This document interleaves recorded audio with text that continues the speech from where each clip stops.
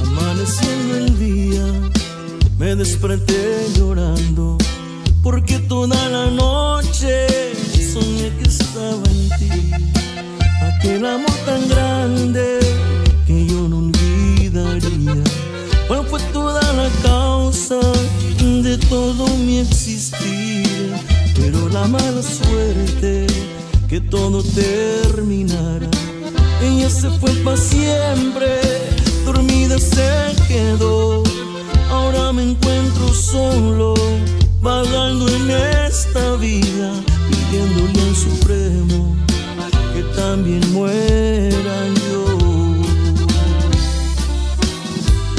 ¿Por qué, Dios mío? Dime por qué. Te la llevaste dejándome a mí. Si yo la quise mucho, si yo la amaba tanto, ¿por qué me dejaste para luego sufrir?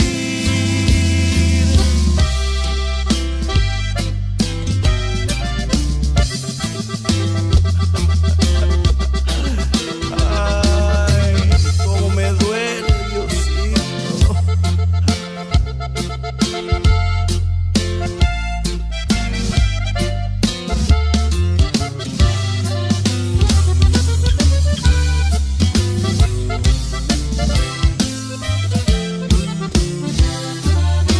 Pero la mala suerte que todo terminara. Ella se fue para siempre, dormida se quedó. Ahora me encuentro solo, vagando en esta vida, pidiéndole al Supremo que también muera yo. ¿Por qué, Dios mío? Dime por qué. Te la llevaste dejándome a mí. Si yo la quise mucho, si yo la amaba tanto, ¿por qué me dejaste para luego sufrir?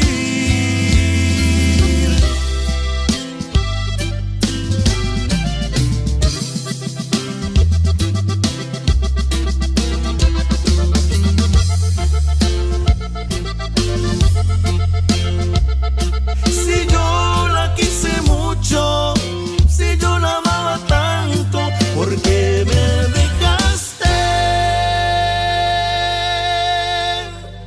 para luego sufrir?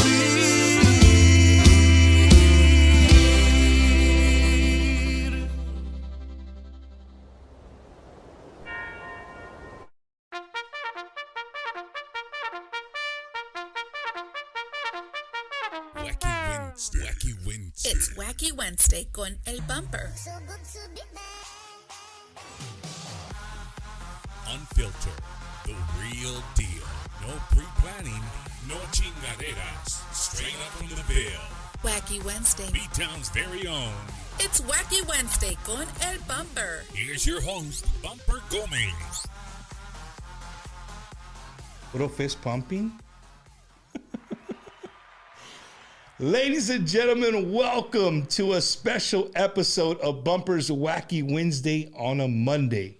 So before we even say anything, if your trash gets put out on Thursdays and you're used to seeing me on a Wednesday and you know you got to put the trash out, don't put it out because today's only Monday. All right? But man, first of all, I want to thank everybody for 364 days of support of Tejano music, of Bumpers Wacky Wednesday. Me and Eddie couldn't be, it's just an awesome feeling to go out and get love from all over, all the events that we go to, of all the people who watch the show and continue to watch the show. It means the world to us, man. We're going to continue 2025. We got a lot of things in store. The producer has put on the producer backpack and he's tightened up his straps, and he's going to be changing things around. So you guys stay tuned and be ready for 2025 with Bumpers Wacky Wednesday.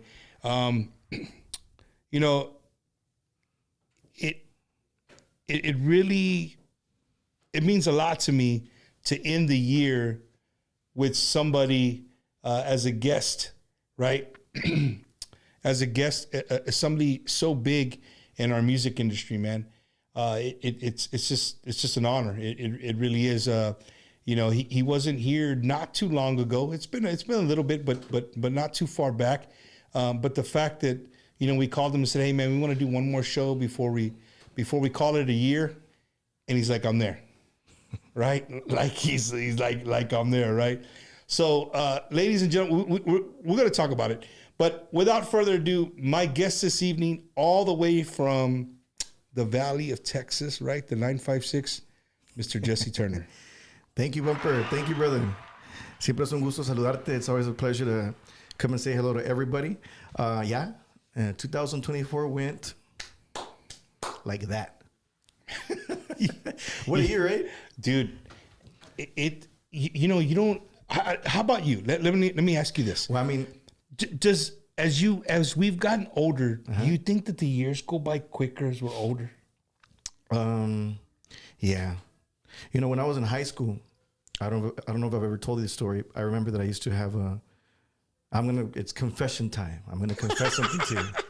And whenever I say a story, when he comes to the show, you guys better be ready, dude. Yeah, get your screen record ready, because you're gonna hear shit that you've never heard before. Yeah. So this is a true story. When I was in high school, it started in 8th grade. I realized that I wasn't that bright in math. I had such a hard time with. I mean, it was cool. 4 + 4 is 8, and 2 times 10 is 20. But then we got to this thing called fractions. And I'm like, man, fractions. They started blowing my mind, and then the formulas when I got into high school. So I started failing my algebra class in 9th grade when I was a freshman. And I remember his name. His name is Mr. Cordero, I believe. He was my first algebra teacher. And he said, "All right, well, you ready, Jesse?" But I think that I'm going to be super honest with you. I think I was always such a, what's the word?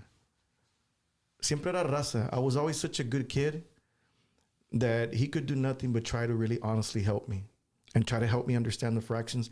Y por lo tanto que quería, it just wouldn't happen. So every day when I would go to my algebra class, and then it turned to geometry class, because I passed my algebra class with like a 70. So you passed, but you got to have 2 maths.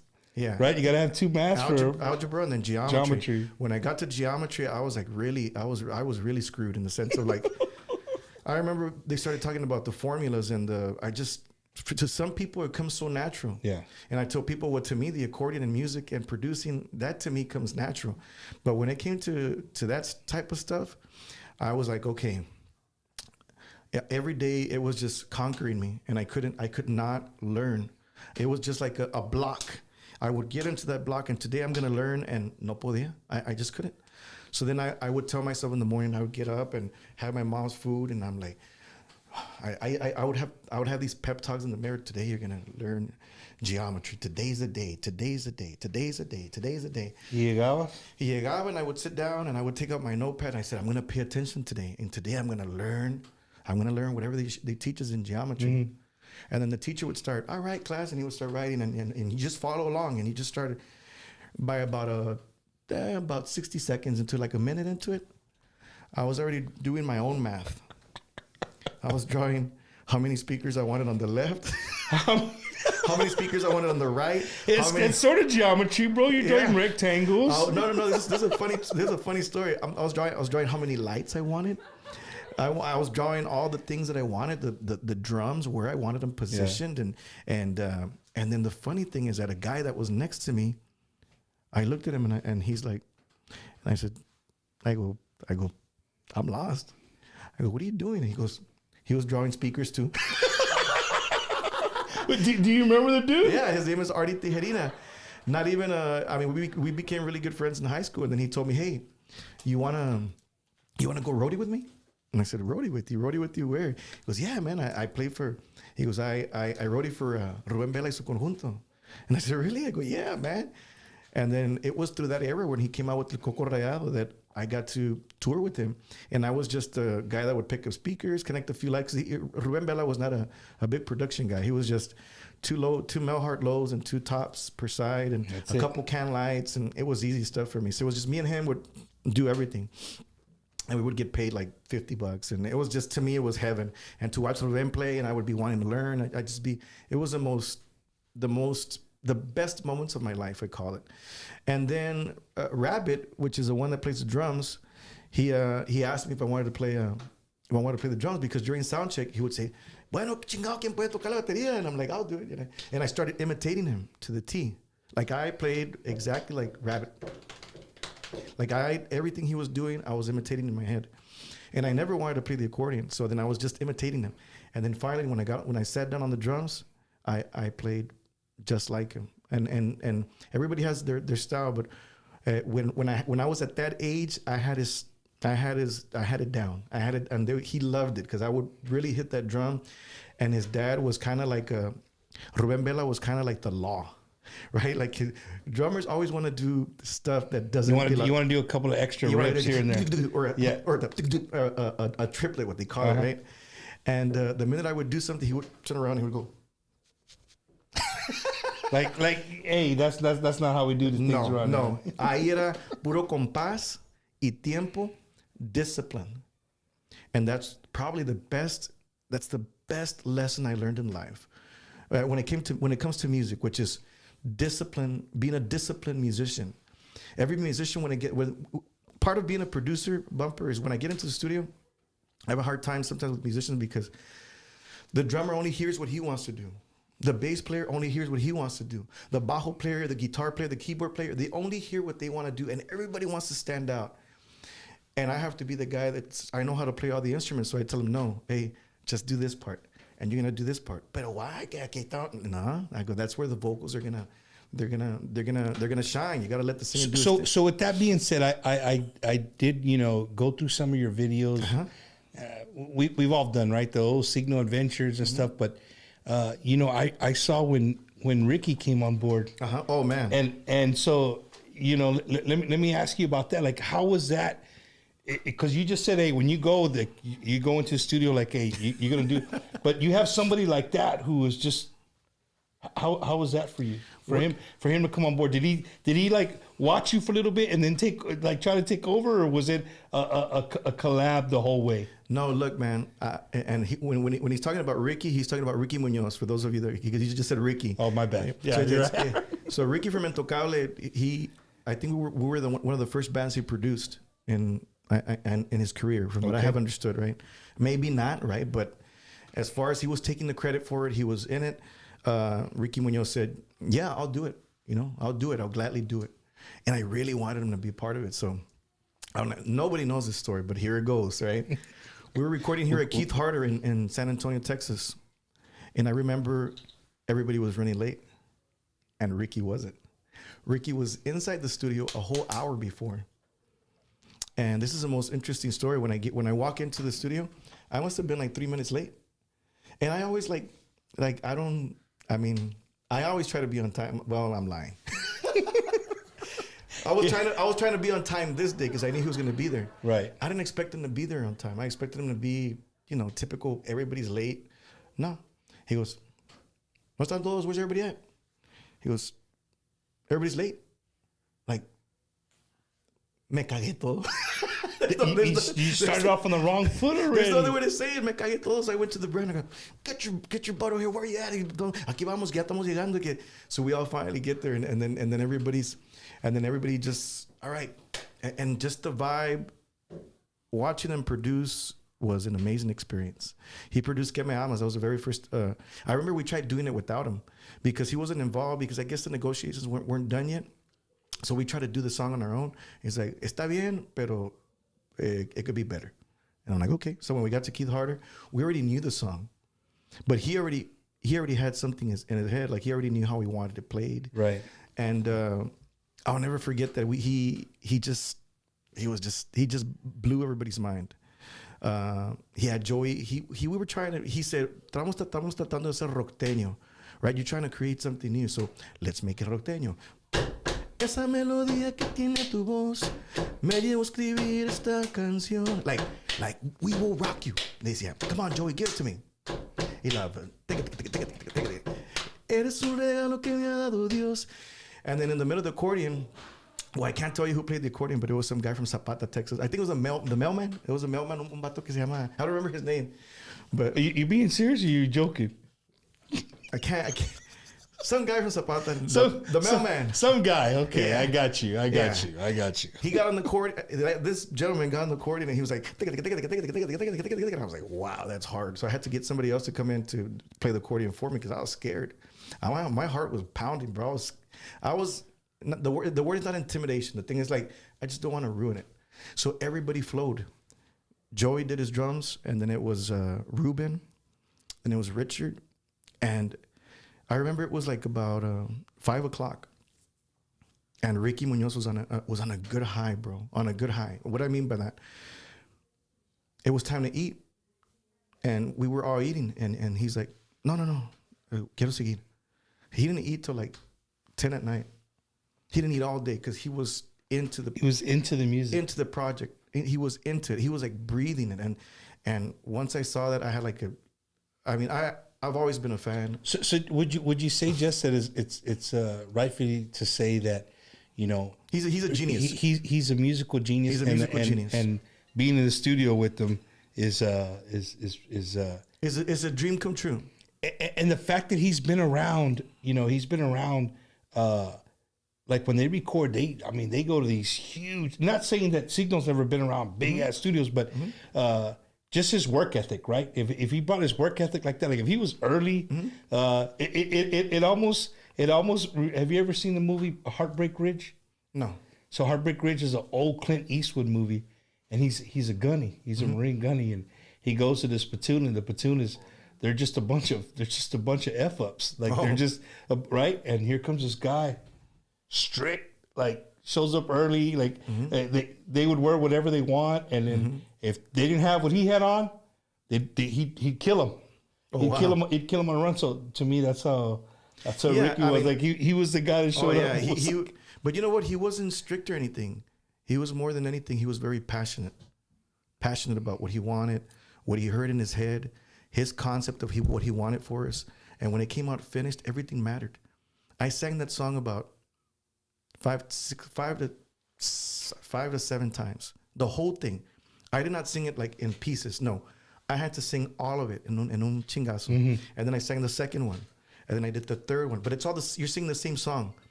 But obviously, as you're singing, you're getting better and you're warming up. So each vocal take is getting better. And at the end, what you do is you just take the best vocal, the best takes from whatever it is that you do. This is the way they do it now with Pro Tools. It's like it's changed so much from the very first times that I recorded. Yo empecé a grabar in analog. Analog eran unas cintas. They were reels, and you had to rewind. Okay, we're gonna start again. And the sweat was dripping down I was like 12 or 13 years old recording drums for Los Aleras de Harlingen, a Christian band, which was Jacob's uncles. And I'd sit behind that drum set and I'd be like a 12-year-old, and all you hear is a metronome. So and all I had to do was just, and they were Christian songs, and listening to the bass. Hey, for the people watching, they don't understand. Okay. Like I've been in the studio. I've got to see people record, and I think. So I'll break it down real quick. So break it down. A metronome is basically a time machine that's going like this. And that's all you hear in your headphones. So all the musicians, somebody's got to count it. 1, 2, 3, go. Boom, tam, whatever song you're playing, it starts like that. Well, for us, the drummer's the one that's got to go first. But everybody's playing with you. So we're all listening to the same track in headphones. And all you hear is that. Chinga. And Monday. And all you're doing is listening to that metronome, and we're all following. Boom, tam, boom, tam, boom, tam, boom, tam. And then you come back and you're able to fix the bass. You're able to fix the bajo sexto, the accordion. You're able to do the vocals. So that's what a metronome is, and that was my job. So, anyways, coming back to the Ricky story, when it was finally produced and when it was finally finished, it was the most iconic thing for me. Why? Because when I was sitting across him, I was like, wow, I can't believe I cried to this guy's music. Like, I used to cry to... and there he is, right there, like, guiding you and helping you along the way. When people ask me, what are your dreams? This is one of them. I actually wanted to record a song with them, but this was even better. I never thought I'd be working with Intocable. I never thought I'd be working with all the people that I looked up to, like Los Palominos. I got to record Ya Te Vi, Yo Te Esperaré. Johnny Ariola, back in the days, he recorded Traté de Olvidarte. That's him on the segunda singing backup vocals. That's him on Estúpida singing backup vocals. I believe it's him singing backup vocals on La Otra Tu. Like we were just not in no way I mean to cut you off like that, but there's just something, because in my mind I'll forget. Mm-hmm. You know, I do watch all your interviews that you do, a lot of interviews you do, and you always touch on your upbringing, right? Mm-hmm. And I think we see Jesse Turner, we see Signal right away, and all the songs that we love, but we forget that at one point in time, and you touched a little bit on it, right? The teenage Jesse Turner, mm-hmm. right? That liked all the same shit that we like. Yeah, like you know, all the songs that we were growing up with, like all the stuff that you like, Bumper, all the stuff that the people that are, you know, our age and older, I was there with you guys. I was just, for some of you, maybe even later on in life, you know, but I always give thanks to the, I always give You didn't see that, fools. I'm like, what's going on? What's going on? You're talking to the, I'm so grateful for all the bands that I got to see, man. When I go back and I think about my youth, I think about just the people that inspired me without even knowing me. You know, the people that inspired me without knowing me were people like La Tropa F. I'll never forget. And what inspired me? Well, first of all, it was their music. But then when I would go to their concerts, it was their 2 tour buses. I would stand in the middle of the 2 tour buses and I'd sit there and I just like listening to the engine. And I say, man, one day I want a bus like this, and one day I want 2 buses. You would sit between the buses? Yeah, I would. Well, I wouldn't sit. I would stand there for a little bit, and I would take a lot of pictures. I've sent them to David. I sent pictures to David. I go, look, David, where I'm standing. I would take pictures of buses everywhere. Everybody's bus, I would take a picture. I loved going to go see David Lee because he had I believe it was his bus, and it was like I believe at one time he had two trucks right full of equipment, 2 18-wheelers of the same color, like that, the baby blue, mm-hmm. baby blue color. He had 2 of them, and I like watching them take down all the lights. I would get there early just to watch them take down all the lights and just to see, because I wanted to learn. Mm-hmm. And I was always that kid, and everybody would let me in free. Jaime de Anda would show up in 2 vans with the limo lights inside. He'd show up with two vans that he was sponsored by. And I remember when I would get there, his brother, either Henry or the engineers, they would let me in free.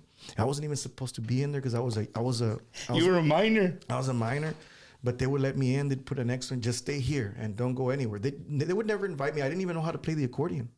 But I just loved music. Being around the music. And I wanted to learn. One thing I wasn't lazy. I was never lazy. I was always hyper, and I always wanted to get up, and I always wanted to learn. Always.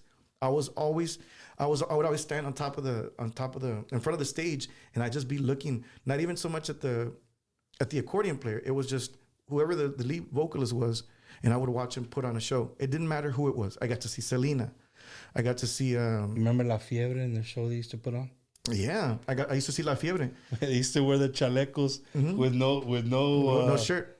Yeah, and they would. Jess, you they should would do that, dude. Nah, no. they'd be twirling.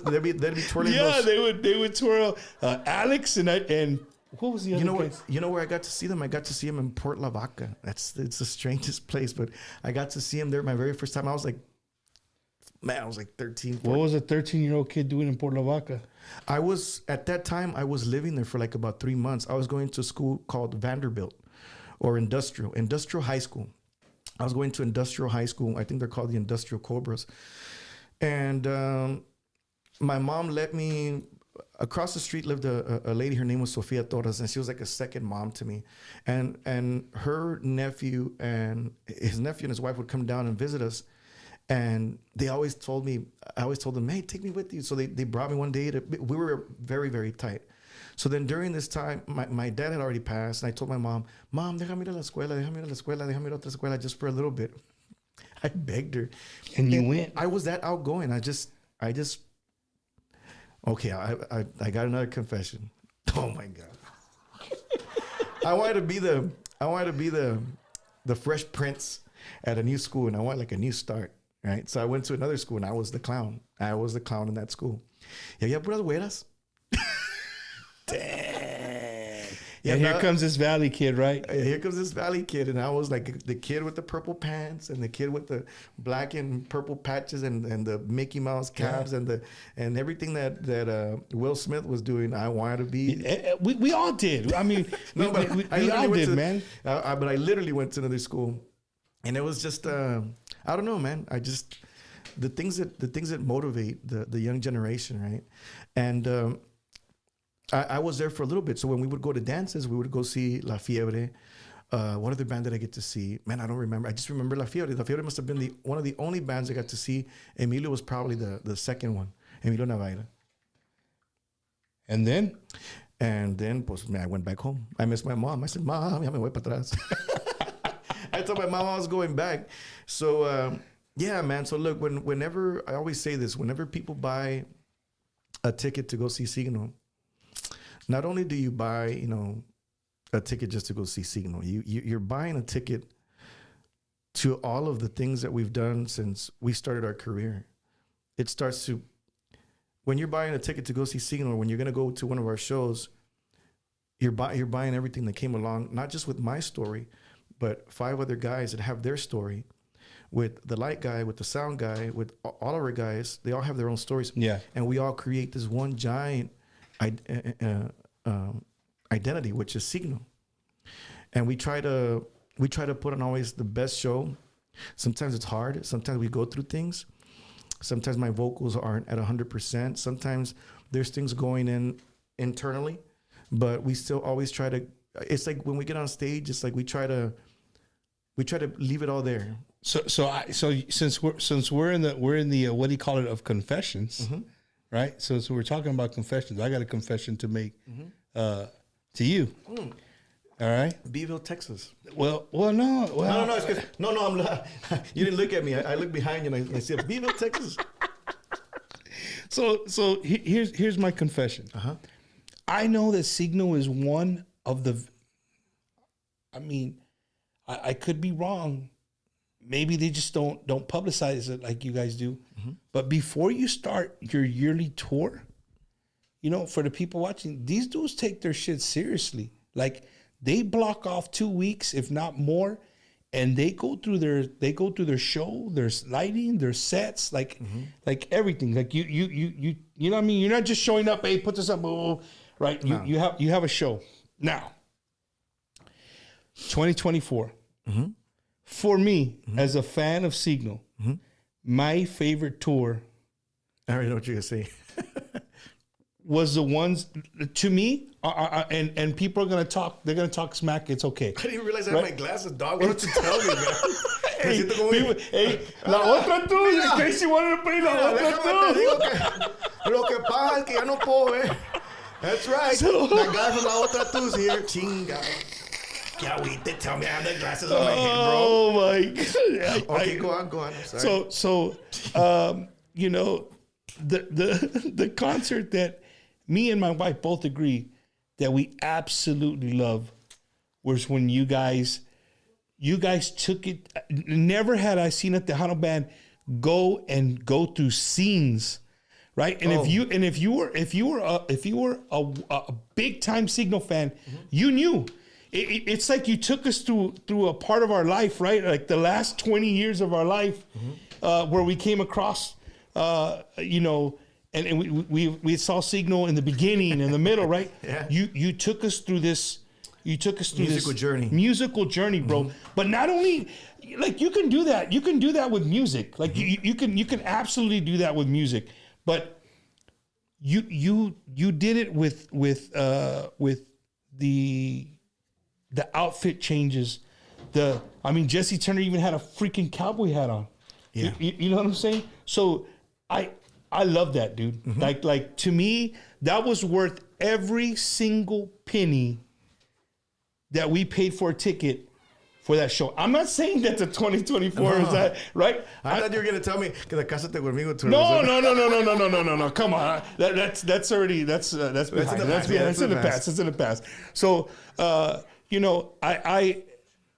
I just love that show, dude. And I would bet you that people are watching would agree with me. I promise they would agree with me because of the wardrobe changes, the way you talked us through all of these things. It literally was a journey. Like you went to the show and like, okay, y'all remember when I started with this, and then you went to this one and to this one, and it's all different parts of our lives. You know what I'm saying? You know what's interesting about that tour is that nobody got to see it. Only you. Like three people. Like there was good amount of people that got to see it. First people were in Crystal City. Second people were here in San Antonio. Yeah. And the last show was in Zapata, Texas, and that was it. Because we were just starting the tour, and what happened was that COVID happened. And it was... Dude, you're right. It was 2020. We were celebrating 20 years of Signal. And when we started that tour, we had all this production. We had all the wardrobe changes. And it was like we were celebrating 20 years, and we were going all out. So what you're talking about, it was the... I don't remember what the tour was called, but it was a 2020 tour. It was a celebration of 20 years. And I remember we started with, we came out in prison outfits. And, yes. And every video screen had a story to what was we would play like a section, and then we would stop, and then we would change into a different outfit. We would change into the cowboy. Everybody was wearing cowboy hats. Everybody was wearing the way Signal started. We took you through the journey of the year 2000 to 2007, 2008. Then I would put on the guitar, and the guys would change. And then we had a fourth piece to that show, but we never even got to incorporate it because we didn't get to incorporate it because you're over on time. No, not only did we run out of time.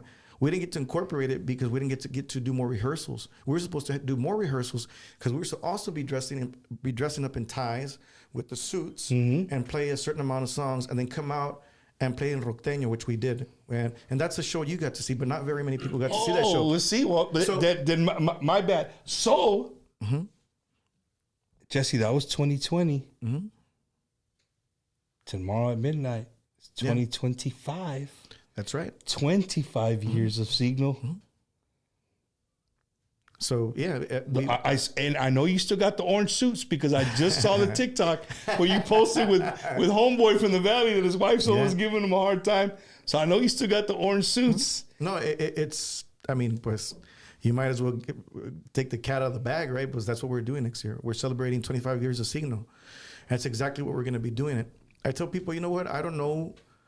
I'm being super transparent, super honest with you. Yeah. I don't know what's going to happen next year. I hope that everything gets better. I hope the economy gets better. I hope everything gets better. But we're going to go all out in the sense of like we're going to be doing the wardrobe changes. What you didn't see in 2020, you're going to get to experience it in 2025. Yes, that's what I'm talking about. And you're talking about it takes weeks to program everything. And I'm talking from sound system to lighting. And just in case if you're wondering, when you put that video of Por qué Dios mío, a lot of those lights were brand new. All that got stolen. And I don't promote it as much as I'm supposed to, but I'm going to tell you things that I'm very grateful for. I'm grateful for the people that have helped me raise like almost close to like $10,500 on GoFund. And if you notice, I'm not persistent. I'm not pushy. I'm not on the talking. You put it on there the first couple of days. Yeah, you left it alone. Yeah, porque a veces mi agüito, because people always have something to say. And in the end, I've explained this and I'll explain it again. People think that we just have money saved in the Signal bank account. Yeah, there is money there, but that money is used to operate a whole year's work of business. You need to understand business. If you don't own a business and you're just there talking, then you don't know anything about it. You need to have capital in order to be able to move a monster like Signal or a monster like Intocable or any operation. You need to have deposits in there. You need to have things that you need to pay for. Raza thinks that you can go make 2 concerts. This is the thing. Mm-hmm. You can go make 2 concerts, and all the money you make in the 2 concerts, you can go replace everything. So why are you asking? It's not true. The thing is, at the end of the night, we generate a certain amount of money. With that certain amount of money, we have 2 CDO drivers. We have a sound engineer. We have a monitor engineer. We have a light engineer. We have a road crew. We're like a band of a company of 22 people. And yeah, Signal charges this amount of money, but you also have to save the bus. The bus is spent about $500 just to turn on. Yeah, just to travel from point A to point B and then come back. It depends on where you're going. Do we make a lot of money? Yeah, we generate a lot of money, but we also generate we put a lot of our own stuff into it. Like 2 years ago, we took out an equipment. It was brand new. It was an RCA top of the line system with lighting and everything. We take it out. We start using it. I don't know what month it was, but here a couple of months ago, one day we just arrived. I get a phone call and they tell me that it's all stolen. It blows my mind. And Can I stop you right there and take you back? I want the people to know what it was like. Can you take us back to that moment in time where you got the phone call? Mm-hmm. Like what went through your head and what exactly did you do? Well, when I got the phone call, it's very hard to break me down and to make me feel bad, right? But Yvette calls me and she says, "Hey," she goes, "Oh my God," and she makes it very intense. For me, at least she does. But she does it with love and she does it with her heart. And we said, they stole all the equipment. They stole the U-Haul. And I'm like, what do you mean they stole all the equipment? How much of it did they steal? All of it. And the merchandise. And we had just gotten boxes of merchandise. You're talking about easily $18,000 of boxes worth of caps, shirts, koozies. I mean, you name it. You go to a Signal show and you see the stand just full. Yeah, you got sweatshirts. You got everything. Everything. We have everything. And I'm just there standing at my house and I'm a little bit numb. And I'm like, the first thing I thought was, I was actually very positive about it. I said, you know what? I'm going to leave it in God's hands. And I call Yvette back and I tell Yvette, I go, hey, relájate, relax, man. God is great. And I have a feeling they're going to find it because this is not something small. It's a whole damn truck with stuff. Yeah, I don't know how they did it because to this day, they still haven't told us. The San Antonio Police Department hasn't told us how it happened or what. I just know that they took the equipment. I mean, they took the U-Haul, they wired it, and they took off with it. I don't know where they found it. We don't know that either. We just know that they unloaded all the equipment somewhere else. And it's very interesting, man, because this is something I've never said. I mean, I don't know if I'll get in trouble, right? But the reality of it is that we got a lot of leads. But all we did was hand it over to the San And when you say leads, that's like people calling you like, Jess, I know where your shit's at. Yeah. Like, yeah. You know what I mean? Like, dude, I seen it or whatever the case may be. And people think that, okay, you know where it's like if your phone, right? If somebody stole your phone, you see it at somebody's house, you're gonna go knock on the door and ask for it. I mean, you don't know who you're messing with. Yeah, you don't know who you're messing with. But you know what? All we did was turn in that information to the authorities here in San Antonio. Thank you, brother. Ay. I always need water. All we did was turn in the information to the authorities, and we're like, you know what, man? I know they're gonna find it. They have to find it. And all we did is any lead that we got, or we just handed it over, and it just kept being put off and and they kind of just had us in the back. And there's so much more that one day I'll say that I can't say today. Yeah. And so this is all said and done and legally done. One day I'll write a book about it. But yeah, I will, because you know can what? now with the phones. You can just start talking. Write your book, bro. Well, I'll tell you what, man. I wish San Antonio Police Department would have done a better job. That's all I can say. They caught one guy. Asked me what's happened since. Nothing. We don't know. We don't know for anything. the people and I know that the question is going to come. So has Signal gotten one piece of equipment back from anything that was taken from that U-Haul? Yes, the promoter that they talked about, he bought the equipment. He bought not all of it. It was in sections. He bought a section of equipment, which is not very much. It was mainly lights. So we bought a good section of. He bought it, and we bought it off of him. We bought our own equipment off of somebody else. So you're still in the hole. I'm still in the hole because one, we don't have the speakers. We don't have the screen. We still don't have the brand new lights that we got. There's a bunch of stuff that's missing. We don't have the merchandise. All that's a total loss. And yeah, does that mean that we have a monthly payment of $5,000 and some dollars every month? We still have to make it. And people think, lo tienen sentado en el banco. No, it doesn't work like that. You gotta balance out. How much you're making, how much is in the bank, how much capital you have, how can you keep this business running without breaking? Y sin algebra, vato. Sin algebra. Well, hey, my algebra is just as I can add and I can subtract. No, my algebra is Yvette Cantu. So Yvette, thank you very much. Oh, okay. Where I fail, I hire people to tell me, hey, this is how you should where you should put your money. You should invest. You should do this. Yeah. And really, all we've done, man, is I'm going to tell you things that nobody knows. On there, you see 11, I don't know, close to like $11,000. But in reality, I have more like $22,000 that people can't see, because there's been people so kind enough. There was a gentleman out of Brownsville, Texas, that told me to go over to his house. And I'll tell you exactly, I'll look up his name right now to personally thank him. And he handed over a check of $7,000. He said, here you go. This is for you and your band. There was another gentleman that gave me a $2,000 check on the side. He goes, hey, you've done so much. God bless you. All I did was cry, man. I cried of happiness. People respect you and love you that much that that's people's hard-earned money. Yes. Yeah. And then people cash out me like about $3,000.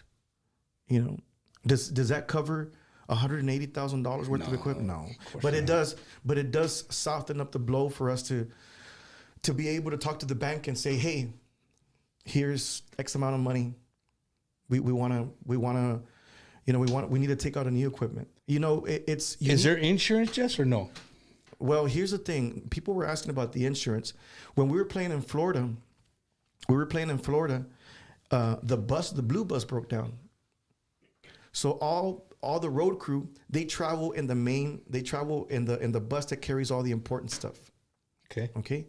So all the important stuff is in the blue bus. All the stage gear, the lighting racks and the things like the drums, the monitors, certain things were inside the silver bus. But since we arrived, we can always arrive later, but they always have to arrive first because they have to start. They have to start unloading the main stuff, and then whatever comes in afterwards, we can get there late, and they can still set it up. Yeah. So when we're in Florida, there's a tornado headed that way, and it's Ray and Mariano, Richard, y un tocayo mío que estaba allá. All four of them up there stuck. They can't find the part for the bus. We need to play in Abilene, Texas that week. So they rent Spinsky. That's what it's called. A Spinsky. Penske? I'm sorry. I don't know. I had never heard of it. The PEN, yeah, Penske. They Penske. rent a Penske, right? And they get the insurance for it, and they ride it from Abilene. They bring it down all the way to the to San Antonio, Texas, to the office, and they put the stuff away because we have a storage unit. And then that weekend we went to go play in Fremont, so they loaded everything back up, but there was no Penskes available, so they got a U-Haul. We got a U-Haul with insurance. Do you want to buy the insurance? Yes, we do. Yes, we had it insured. But when it comes down to it, well, did they steal the whole U-Haul? No, they didn't. Did somebody crash into it and the whole stuff get messed up? No, it didn't. Oh, it's theft? Like somebody took your stuff? Okay, then we don't cover that. That's just the way it is, man. There's always those little I's you gotta dot and T's you gotta cross. That's just how it is. Insurance, man, insurance is a scam sometimes. You know what I mean? Yeah, sometimes. But we started off the show. He saw the video and I was watching. If you guys couldn't see it, but I was looking over at Jesse's face and he was just like, "Man, those are my lights. Those are nice lights. Those are nice lights. Man. Those look cool too." And I was just like, "Damn, dog." Hey, but you know what, man? I'm grateful, right? I read the message that somebody wrote that I bought you these. Remember? Somebody said, "Oh, Jesse's buying you these." I bought you these before they stole the stuff from us. That's one. And I remember when I bought this guitar too. I just bought it.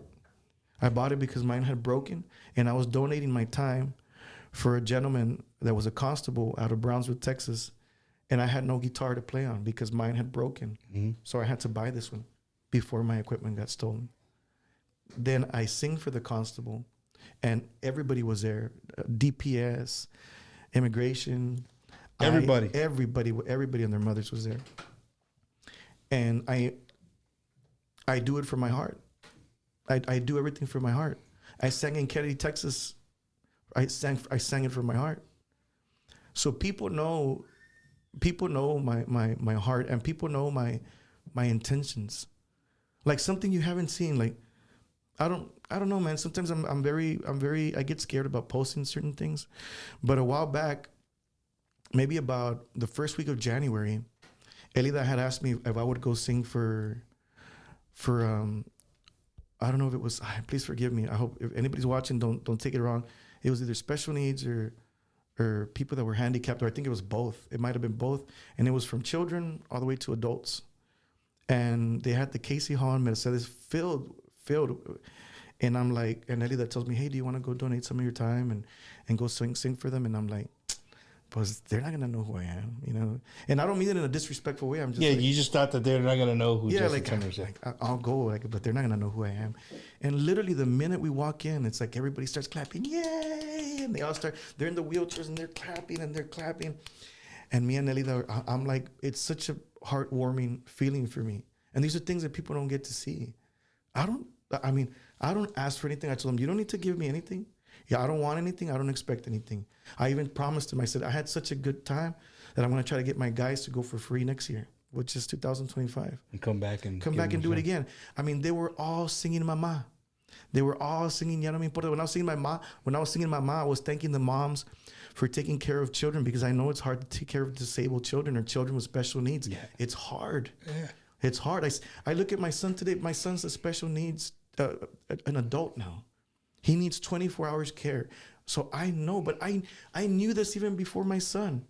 When I started in 2000, 2001, 2002, 2003, 2004, 2005, I've done events for Frank, for Jim Luna. I've done events where I bring people that are blind, people that are deaf, but I try to find a way to make their moments magical. Why do I do it? Because that's where I find God. That's where I find my son all over again. I find the feeling of God fills my cup where sometimes I feel empty. I don't like to bring my son into this, but on Christmas, I don't, and please, like, don't judge me unless you've lived in my shoes. I've told you on a personal note how hard it is to go see Jacob. I went to go see Jacob for Christmas. And then I'll see him sporadically. I don't go every once a week or once a month because I can't. I walk in there and my son is not my son anymore. It emotionally drains you? No. If I have to be real honest with you, I feel like dying. The minute I walk in there, I look at my son and I just don't want to live anymore. And why? Because it hurts me to see him this way. And I just want to die. And I don't want to talk to anybody, and I close my world down. And I don't want to talk to nobody, and I shut down. And then I just pray, and I say, you know what, God? Lift me up. Help me. I got to get past this. It's hard, man. It's hard to see my boy. But was I in there with them? Absolutely. Do I share moments with them? Absolutely. I FaceTime all the guys. I said, here, Richard. Hey, salud, amiguito. And he's looking at him, and he's like, oh, hey, Richard, how you doing? My friend Leroy. Everybody that I love, I FaceTime. I said, look, my sister, everybody. I said, man, mom, mira, ma. And it's hard for everybody to see my son. It's hard, bro. And here's another part, Jess. I want to add to that because people, you're right. You talked about doing things and people don't see those things, right? I want you to hear something. Wait, this is me talking to my boy. This is just me talking to him. Wait. You're still very handsome, you know that? Look at it. Yes, you are. You're very good looking. Your eyes are they stand out. You understand me? Yeah? You know, do you recognize me? You know who I am? I'm your dad. You remember me? If you remember me, I was going to tell you to blink twice, but you already did it. If you remember me, go like this. Go like that with your eyes. Go 1, 2, but make it obvious. Big yawn. It's hard, man. No, definitely. I mean, you see it? What do you feel? Yeah. You understand me? Yeah. Right? No, for sure. I would never share this with anybody on Facebook. I don't do things for likes or have people feel sympathy for me. No, it's hard, man. It's really hard, especially when you see them. You understand.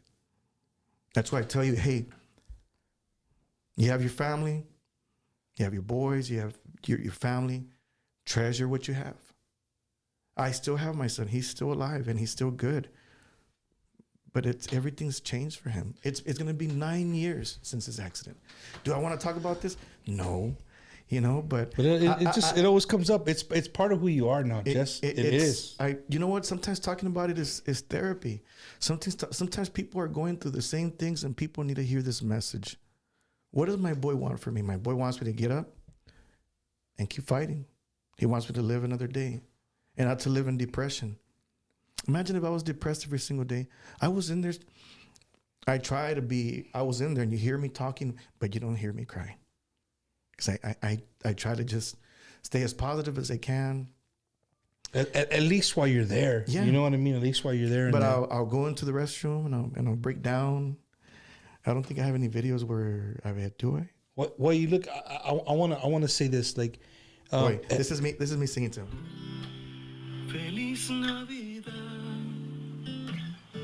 Feliz Navidad, Feliz Navidad, próspero año y felicidad. Feliz Navidad,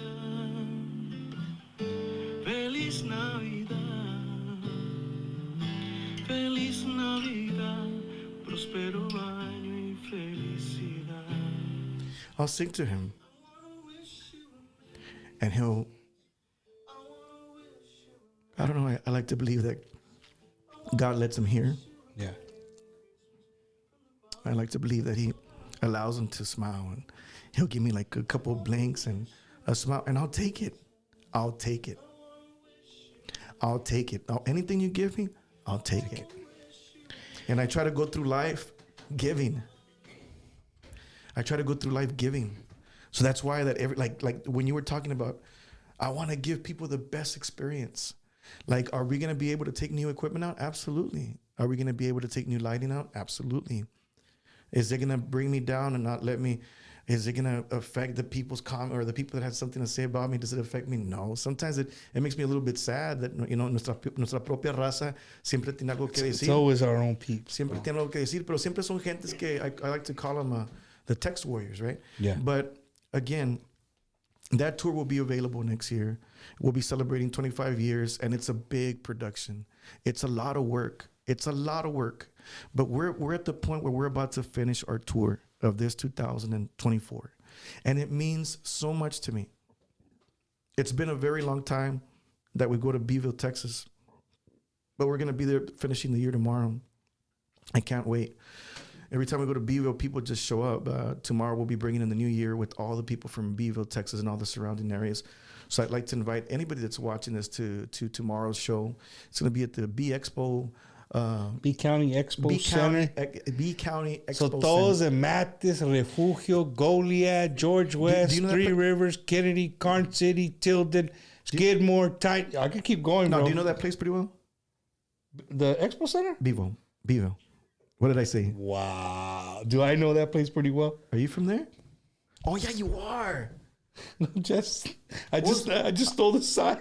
Oh, I thought it was just for tonight. I thought it was just for tonight. Like, what? You didn't hear that? So I went, hey. I went like, the whole Beeville, Texas. I'm like, oh, shit. I thought you were doing it for... And he's great, right? He puts different props up for the show, right? Man, no, but Beeville, Texas is my hometown. That's where I gained the love for What do they the call kind of Beeville music. what? Trojans? The Trojans. The Trojans, Yeah. that's right. Venden chingo de condoms ahí. Eh? Oh, Yeah, the Trojan condoms. Pues, No, but it's so pretty- I got a question for you. Yes. Just because I haven't been there in a while. Is the BX, what's it called? B County Expo Is the Center. B County Expo Center where the Grand used to be? No, it's on the opposite end of the town. Okay. It's where they have where they used to have those big concerts outside. Like Where you played in the rodeo arena and the rodeo. the rodeo arena. The rodeo arena. You played in the rodeo arena. Matter of fact, I think It's right next to it, right? Yeah, right next. So you're gonna be playing inside. Oh, awesome. the inside part. So, ladies and gentlemen, tomorrow is New Year's Eve. Yes, it If is. you're again all those towns that I said, Corpus, Sitten, Mathis, Sandia, Refugio, I just keep going on. Look. Come join us. Come join Jesse Turner tomorrow in Beeville, Texas for a comedy and dance. It's going to Comedy? be.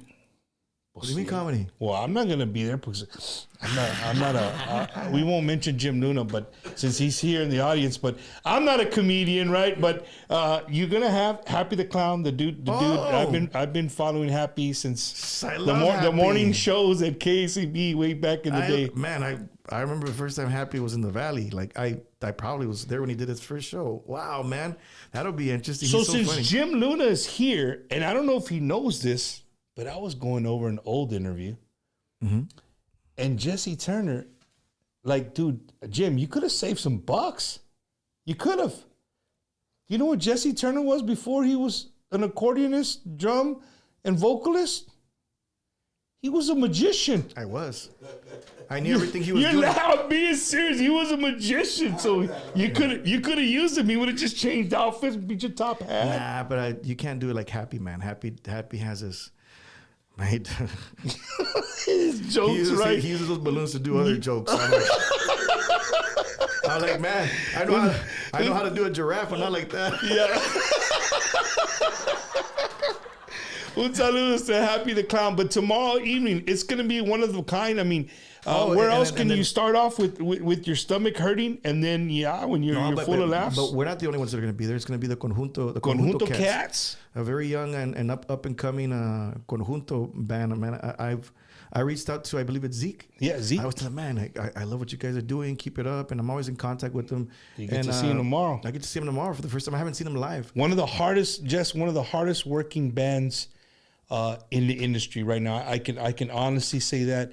Art and the boys, man, they gig. Yeah, that's awesome. They gig 3-4 times a week, all the time, and they they all have full-time jobs, bro. Man, that's awesome, bro. You know what I'm saying? Saludos a los Conjunto Cats. Can't wait to see you guys tomorrow and bring in the new year. So I'll be listening to some good Conjunto, good laughter, and then pues in the night con Signo.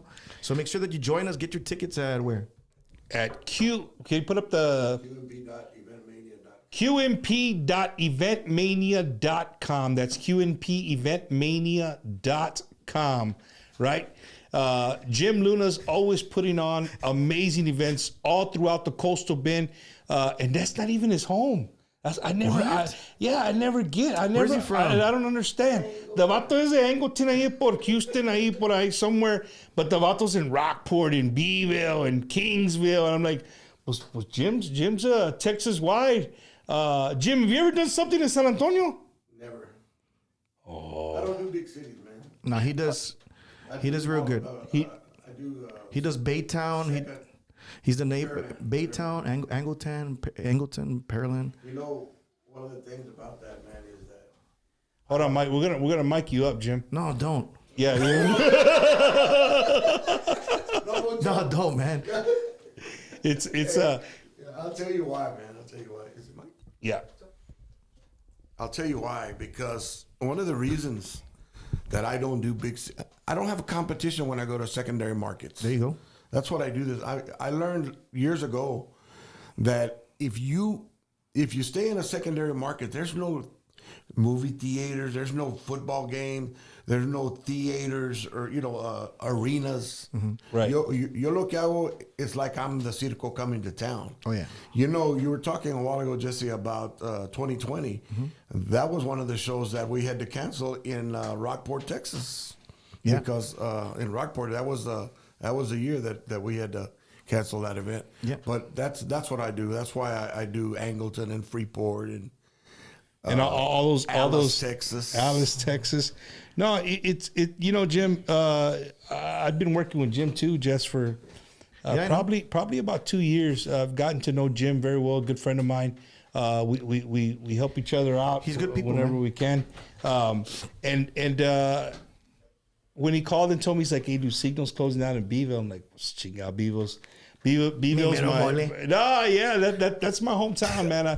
I have a lot of love for Beeville, Texas, and back in the day, Jess, I don't. No, it was long gone when Signal started. Mm-hmm. We used to have a place called El Dorado Convention Center. Man, it sounds familiar. And the El Dorado Convention Center was on, if you were to drive from Beeville to Skidmore, it's like the halfway point. It's right there. It's a hardware store now. Oh, wow. A lumber yard. It's a lumber yard. The name sounds anyway, familiar. like if you ever go back and you do a La Mafia video live, and it's from the El Dorado, it's super cool. It was a nice dance hall. But I grew up in Beeville, and the reason that earlier you had brought up, how you grew up, because I find when you say stories, mm-hmm. it's so similar to me, right? But I'm not a musician, but I just loved going. I was 12, 13, 14. And this is no bullshit. This is not because I do a Tejano podcast now. This is the truth. You can ask my family. You can ask my friends. Yes, you can go. Right? I loved being in Beeville, man. I grew up there. Everything about Beeville is made me who I am today. And Tejano music was so huge. It's a big part of my life. Even as a young teenager. I mean, I still listen to everything. I listen to rap. I listen to hip hop, all this stuff. I used to go to all the Z95 dances. For those of you in the coastal bend, y'all remember the Z95 dances with Dwayne Luna. I think he was like the most popular DJ. I did all those things, but Tejano was always my love, my roots. My uncles Jaime and Juan, like they really they both loved Tejano, and it just kind of rubbed off on me. And to this day, I love it, man. And Beeville, Texas is where it started for me. But, as Jesse, he had to take an emergency, I don't know, something. But with that being said, you guys don't go nowhere. We're going to show a little bit of love to the people who help us put this show on every single week. Looking to purchase your dream home or what to sell your existing home? Call our friend Ricky Ray, the realtor, at 956-424-4600. 5724. He will help you get approved. No credit, low credit, no problem. So give him a call today at 956-424-5724.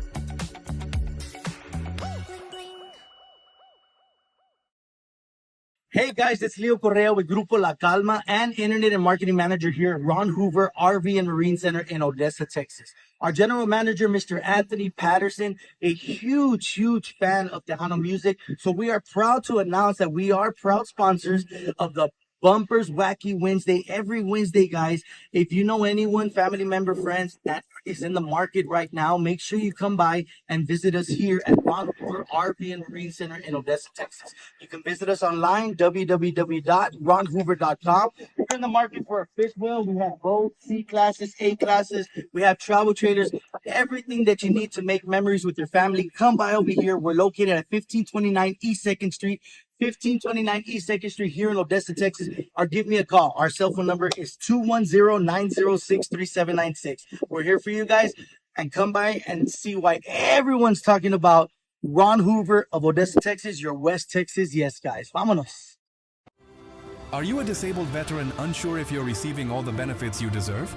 Contact Just for Veterans, Coach Retired Sergeant Major United States Marine Corps, Oscar Ornelas at 951-388-4072. With a deep passion for serving veterans from all branches, he specializes in VA ratings to ensure you receive what you've earned for serving our nation. At Just for Veterans, getting your disability claim processed is now straightforward, thanks to our veteran design system. Don't delay. Book your consultation today with Oscar Ornelas at 951-388-4072. Remember to mention you've seen this ad on Bumper's Wacky Wednesday. Just for Veterans, if you don't win your claim, you don't owe us anything. Your benefits matter, and we're here to help.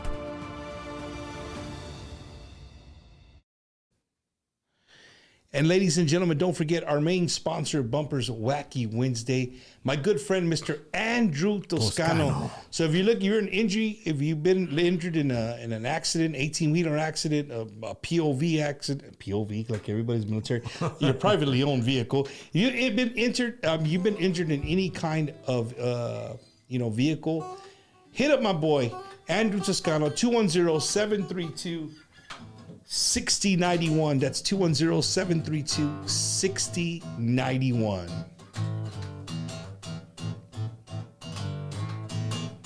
And then if you're looking for a immigration attorney, right? A lot of things are going to change come January 20th, right? Hit up my people from VIA, right? Families, they help families in Mexico and the United States if they're looking to get, whatever the case may be. You've been here illegally for 10, 15 years. You've never done anything wrong. Maybe they can help you, man. So hit them up at 210-979-1018. That's 210-979-1018. Let them know Bumper sent you. And we're back, right? We're back here live with the one and only Mr. Jesse Turner. You're so funny, dog. What happened? I just saw the picture. Where'd you get that picture of me with the cowboy hat? That's me in the bottom, right? Yeah. That's when you were riding the bull at the Dallas Bull in Tampa. I wasn't riding a bull. I don't know. Somebody sent us and says, this is Jesse on the bull in Dallas. It had been a while that I wear cowboy boots. So I put on some cowboy boots and I had my shirt and so where'd that picture come from? We were playing Tragos Amargos and some guy hands me over his hat. So I start putting on a hat and I go, no me queda. I went straight into the hat like I was like this, the hat I sat inside the whole hat. So I took it off and I said, no me queda. I just kept singing. So everybody was passing me their cowboy hat and I would put it on and then give it away. See which one would fit you. No, it was just, I guess everybody likes for me to wear their hats. Well, fuck it. Oh, man. I'm over here. Oh, Delta boys coming out. Salud to the Delta boys, man. Hell yeah. Just take us back, dude. Take us back to 2002, 2003, I put I. 2002 or 2001? What do you want? Why don't you tell me what album? The first album when y'all are all walking. You're all on the.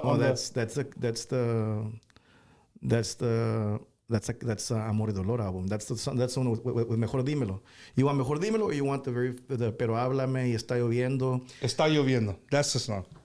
That's the song right there. Right here, ladies and gentlemen, Home Bumpers Wacky Wednesday. We're starting 2025 off tomorrow with, Jesse's changing the wardrobe. He's getting piojos and everything. No hay pedo. No, it's your hat.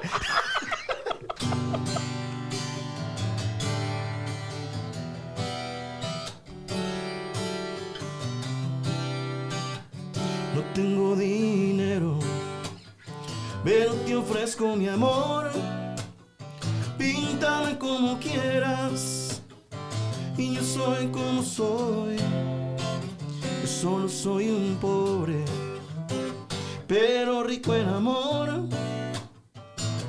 Escúchame si me dejas ir, va a llover. Está lloviendo en mi corazón. Las lágrimas de mis ojos caen como lluvia. Algún día tú lo sabrás. Cuánto te quise, mi corazón hundiste. ¿Para qué seguir si tú ya no me quieres? Pasa noches, no me tocas y me duele. Se terminó nuestro amor. Cuántas madrugadas esperando despierto que me hablaras, o que al menos con tus labios me tocaras. No hay manera de hacerte feliz. Mejor dímelo, dime que tú ya no me quieres.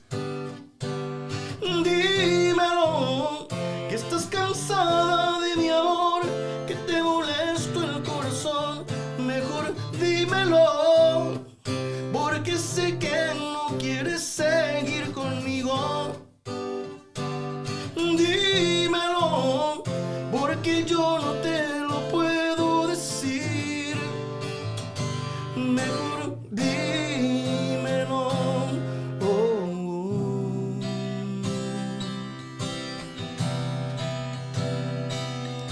Mamá, gracias por todos los besos por la mañana, por todos los sana colita de rana. Hoy cumplo 5 años, te amo tanto, tu pedacito de pan tostado.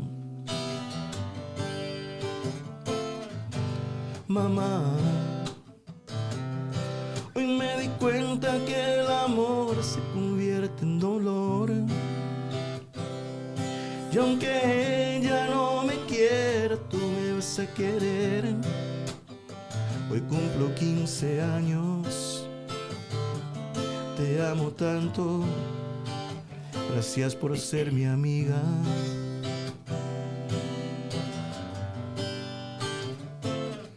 Madre, y eres todo en mi vida, te amo con toda el alma. Mi regalo del cielo eres tú, tan hermosa. Que Dios te cuide y te bendiga siempre. Madre, te amo con toda la fuerza que hay en mi vida.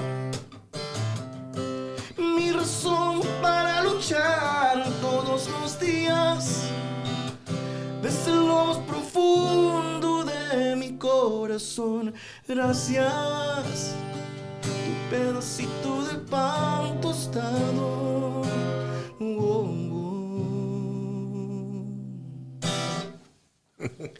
Dude, you did it, bro. Thank you, man. Hey, this hat, people are gonna screenshot it. They're gonna start sending these hats, bro. You're gonna have to start sporting some Stetson, some Stetson open roads. No, Jess, you know, it's always awesome to be around you. And earlier, I didn't get to say what I wanted to say because you were deep in your thought. And you know, I just want people to, you know, because people always assume.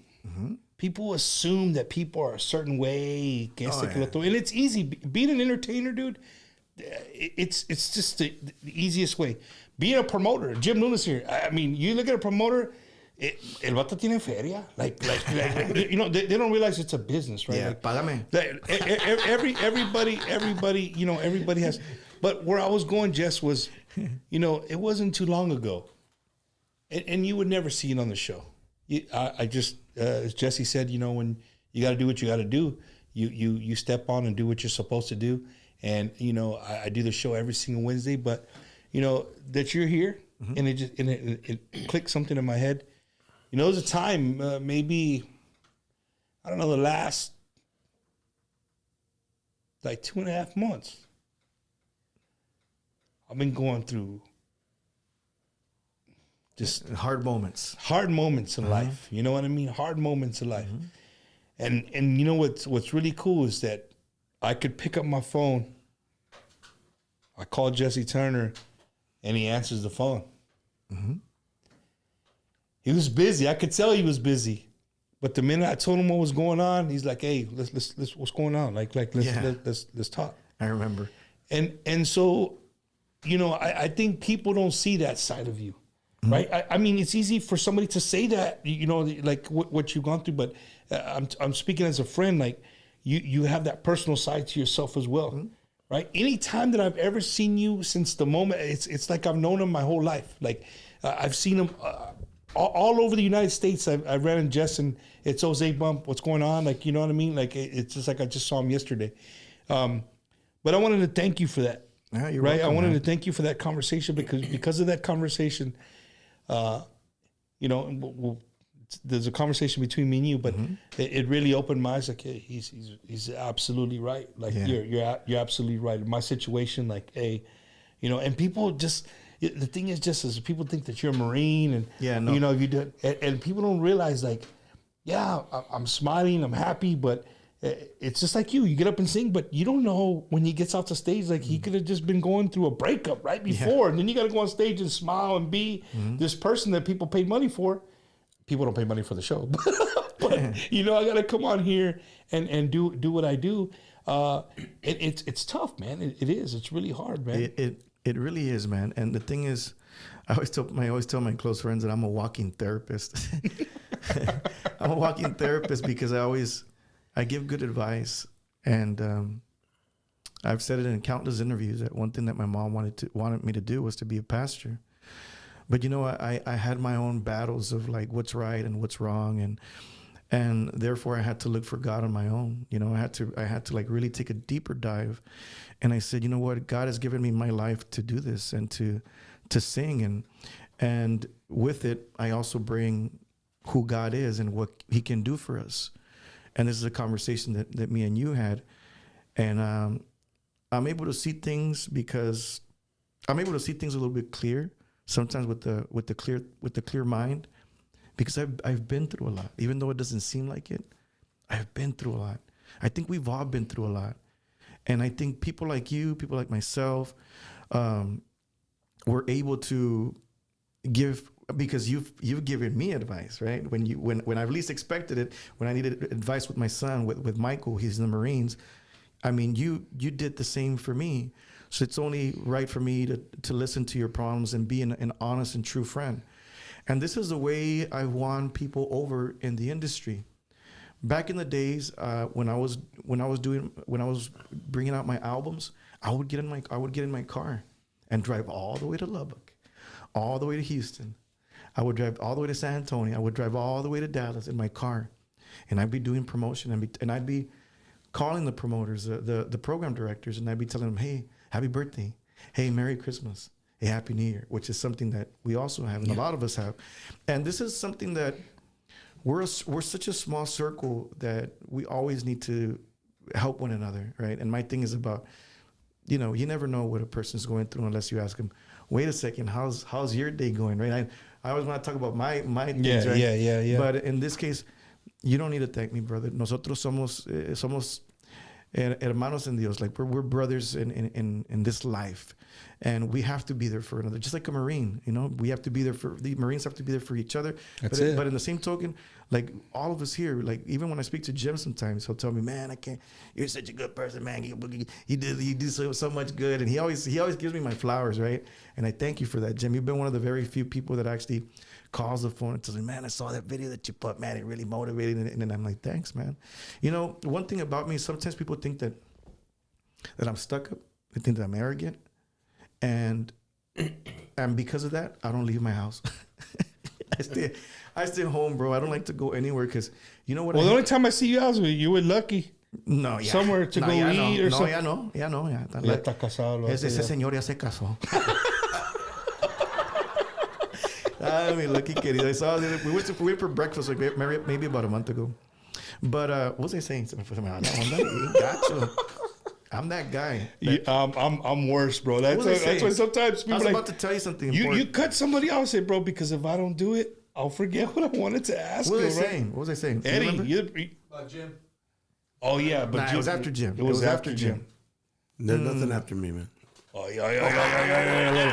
Hey, while we're speaking of Jim, hey Jim, since you have the microphone, yes, what can people expect tomorrow in Beeville with Grupo Signo there bringing in the brand new 2025? Yeah. Well, you know what?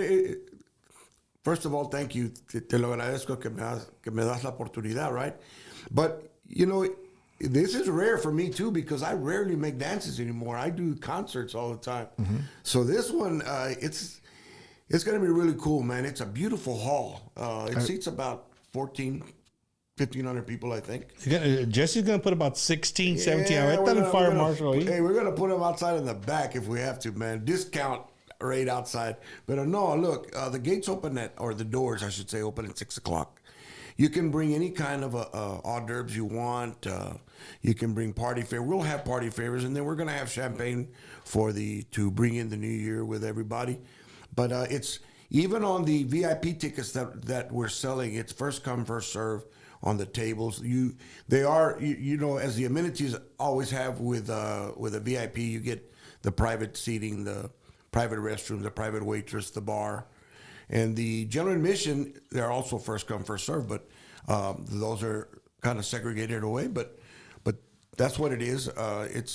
If you've never been there, it's an incredible hall, and not only that, parking is huge. Oh yeah, you won't run out of parking. Never run out of parking. That's for sure. Yeah. Hey, but he used a big word, dude. What's he used? I guess in Angleton, así no usan los palabras allá en Angleton.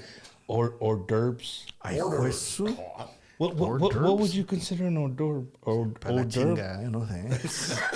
Un hors d'oeuvre, bien chingón, ¿no? Como dice George. Como dice George Lopez. If Jesse Turner, not lead vocalist of Grupo Signo, me imagino que son como popcorn, cracker cheese. Okay, so what would be an hors d'oeuvre you would take to a baile like that? What would I take? Yeah. Man, I don't know. Porque chingados anda comiendo en un baile. Para empezar, coman antes de que bailen. Hey, people do that, dude. Yeah. I know, bro. Back in the day, the comadres, they would go. Wait, dice Jim, pues popcorn. Pues chingado. Empieza por ahí, Mr. Chingón. Oh, nerves. I forgot where I was at, dog. Oh, shit. Hey, don't show the people saying hors d'oeuvres. They're gonna be like, I don't know what. I'll tell you what. I'm going to tell you where to go. Tomorrow, it might be too late to order. It might be too late to order, but I'm gonna plug them porque pues they're my tíos and all my tíos work there too, right? So tomorrow, in the morning, you can maybe call now. Order a 6-foot sub for your table from Subway. There's 3 of them in Beeville. Pick one. Order your 6-foot sub. You got enough for everybody. They'll cut them up. Or si no, go pick up your Subway sandwiches. They're in Beeville, Texas. But make sure they're the Subways in Beeville. No, don't show up, but they have to be the ones in Beeville. That sounds like a very delicious hors d'oeuvre. I'm never gonna live that down anymore, man. Hey, you should have told me that today. I could have fed all my raleo with all my employees putting the hall together, man. You should have got him Subway, vato. Wow. Man, Subway's getting a plug today. They're getting a plug today. $40 at KFC. A big shout out to my uncle Juan and my tia Robin Cano. The Subway owners there in Beeville. Awesome. Man, there's 3 of them? There's 3 of them. Man, how big is Beeville, dog? Hey, hold up, bro. We got a Taco Bell, dog. Dude, well, hold on. Beeville had Taco Bell, Burger King, Long John Silver's. We had all that. And then one day they just all went away. Yeah, el día que llegó Whataburger. Well, no, we had 2 KFC. Whataburgers at one time, and now we were down to 1 Whataburger, which brings me to a story in Beeville, Texas, of Jesse Turner. Before I was a podcaster, I went to a concert there in Beeville, and Jesse was playing at the B County Expo Center. Wow! And well, the only place to get food after is freaking Whataburger, and the line, you know what I mean? The drive-through line is crazy. So I remember I was with my younger uncle. Raza. We got uncles that are younger than us, right? Jerry Cano there in Beeville. And Jerry's probably about 6'2", 6'3", chingon, mato. I think I remember this. And Jesse's getting out of the car, and he runs into my tío. He's like, "What's up?" Jesse's like, "Hey, wait, like, what's your problem?" You were in a black leather. It was funny. It was. You guys had to be there. You know what? But I just thought of what I was going to say earlier. Okay, see? Estoy bien loco, yo. I mean, you better say it before you forget it.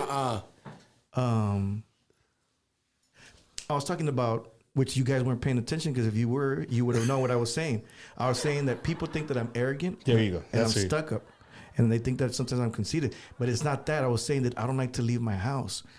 Because usually when I leave my house, every time we play, every Friday, Saturday, and Sunday, or whenever I do podcasts, when I do anything, I have to get dressed. I have to shave. I have to get a haircut. And sometimes when I get home, it's the middle of the week, and I want to go eat somewhere.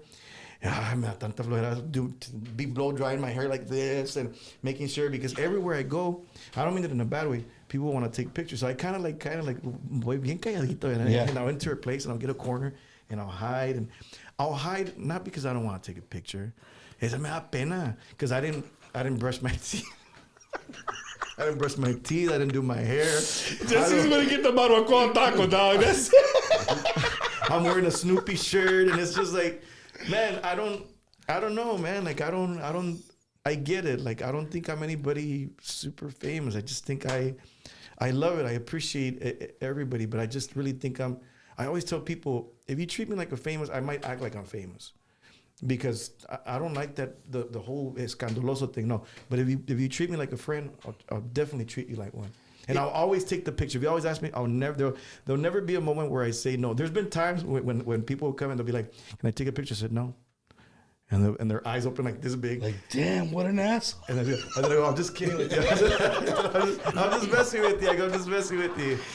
Jess, I wanted to ask you, I don't know, it's been a couple of months. I thought it was the coolest shit ever. Mm-hmm.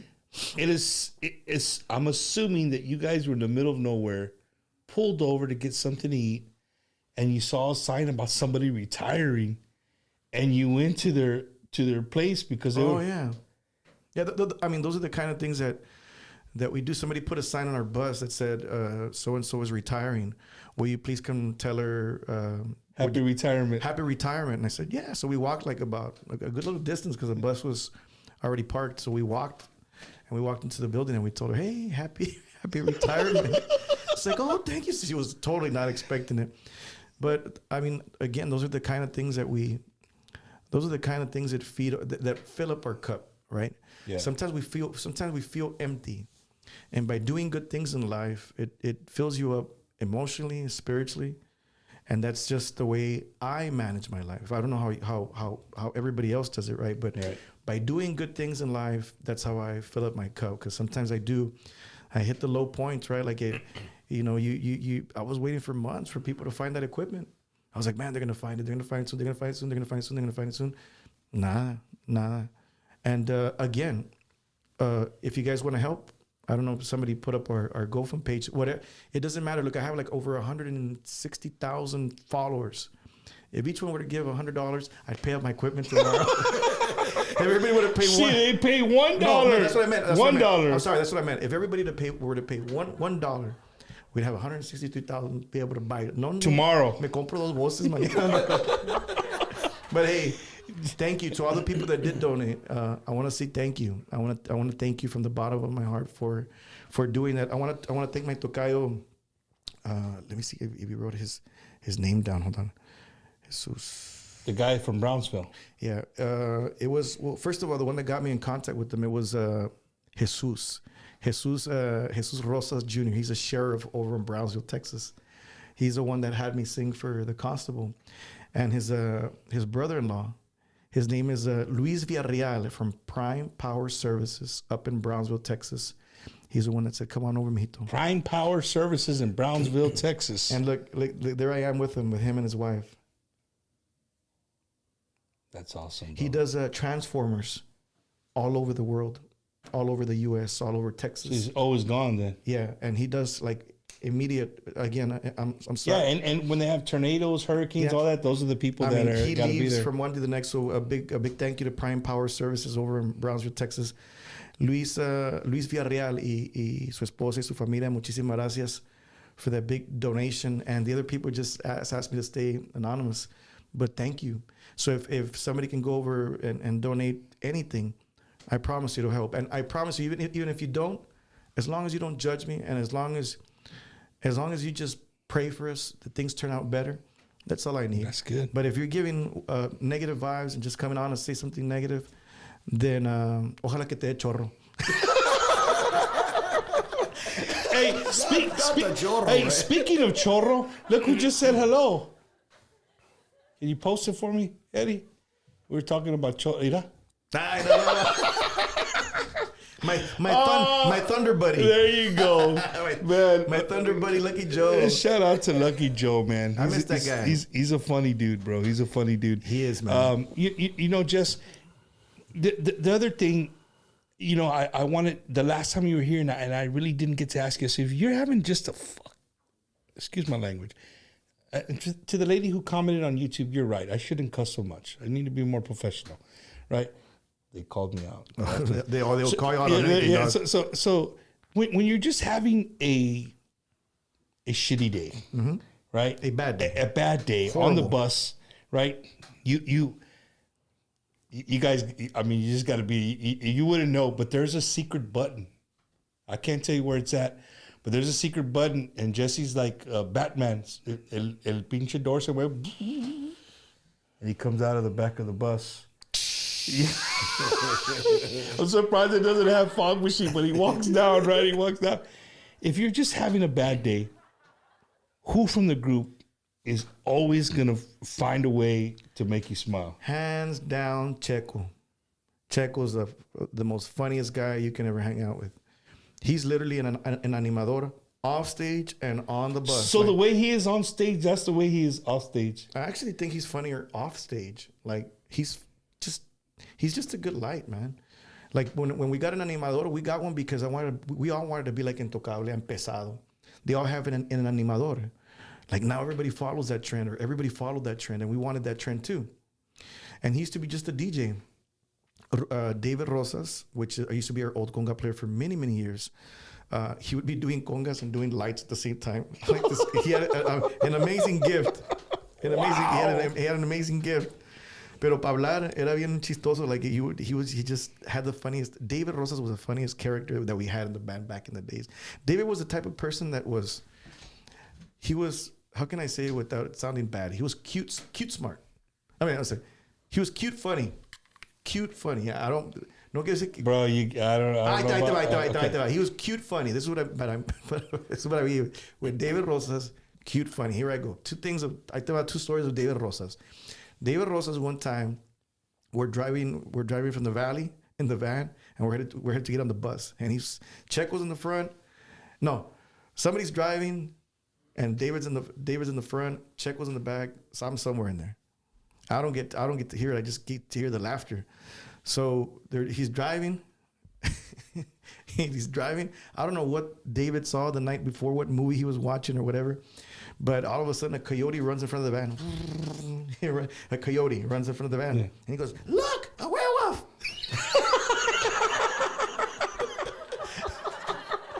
I'll give you a different one. David would drink a lot. He would get messed up, and we would all party. And not me. I was just the supervisor, but this guy was really partying back in the days. And then llegaban a Brownsville, Texas. I'd drop him off, and Checo would be in line to order his breakfast tacos at 7, 8 in the morning. Y pasaba David Rosas. David, he would get off the van todo crudo, and he'd be like, "Huevo, tan temprano." This is what I mean by cute funny. Like, this guy was just, it was, I don't know, just man. stuff like out of nowhere that would just. See, cute funny to not use other words, porque I love my friend. Lo aprecio un chingo a la familia Rosas, a Mr. Rock Rosas from Brownsville, Texas, and all the familia Rosas, Chris, David, Pretty Boy, saludos a todos ellos, toda la gente de Brownsville, Texas. As a matter of fact, ellos son los primos de Luis. They're cousins. They're cousins. Yeah, they're related. Oh, no. I'm sorry. They're related to Sheriff Jesus Rosas. Interesting story. So that was David. So going back to Checo, when I'm having a bad day, actually, when I'm having a bad day, I don't come out of my room. There's no button. There's just a. there's that. Jesse, one more time. How's the button go on a bad day? When you on a bad day? Yeah, on a bad day. But it depends. Am I going to come out or am I going to stay in? You're gonna stay in, or how does the button go? The one that goes this. But when I'm staying, it just goes.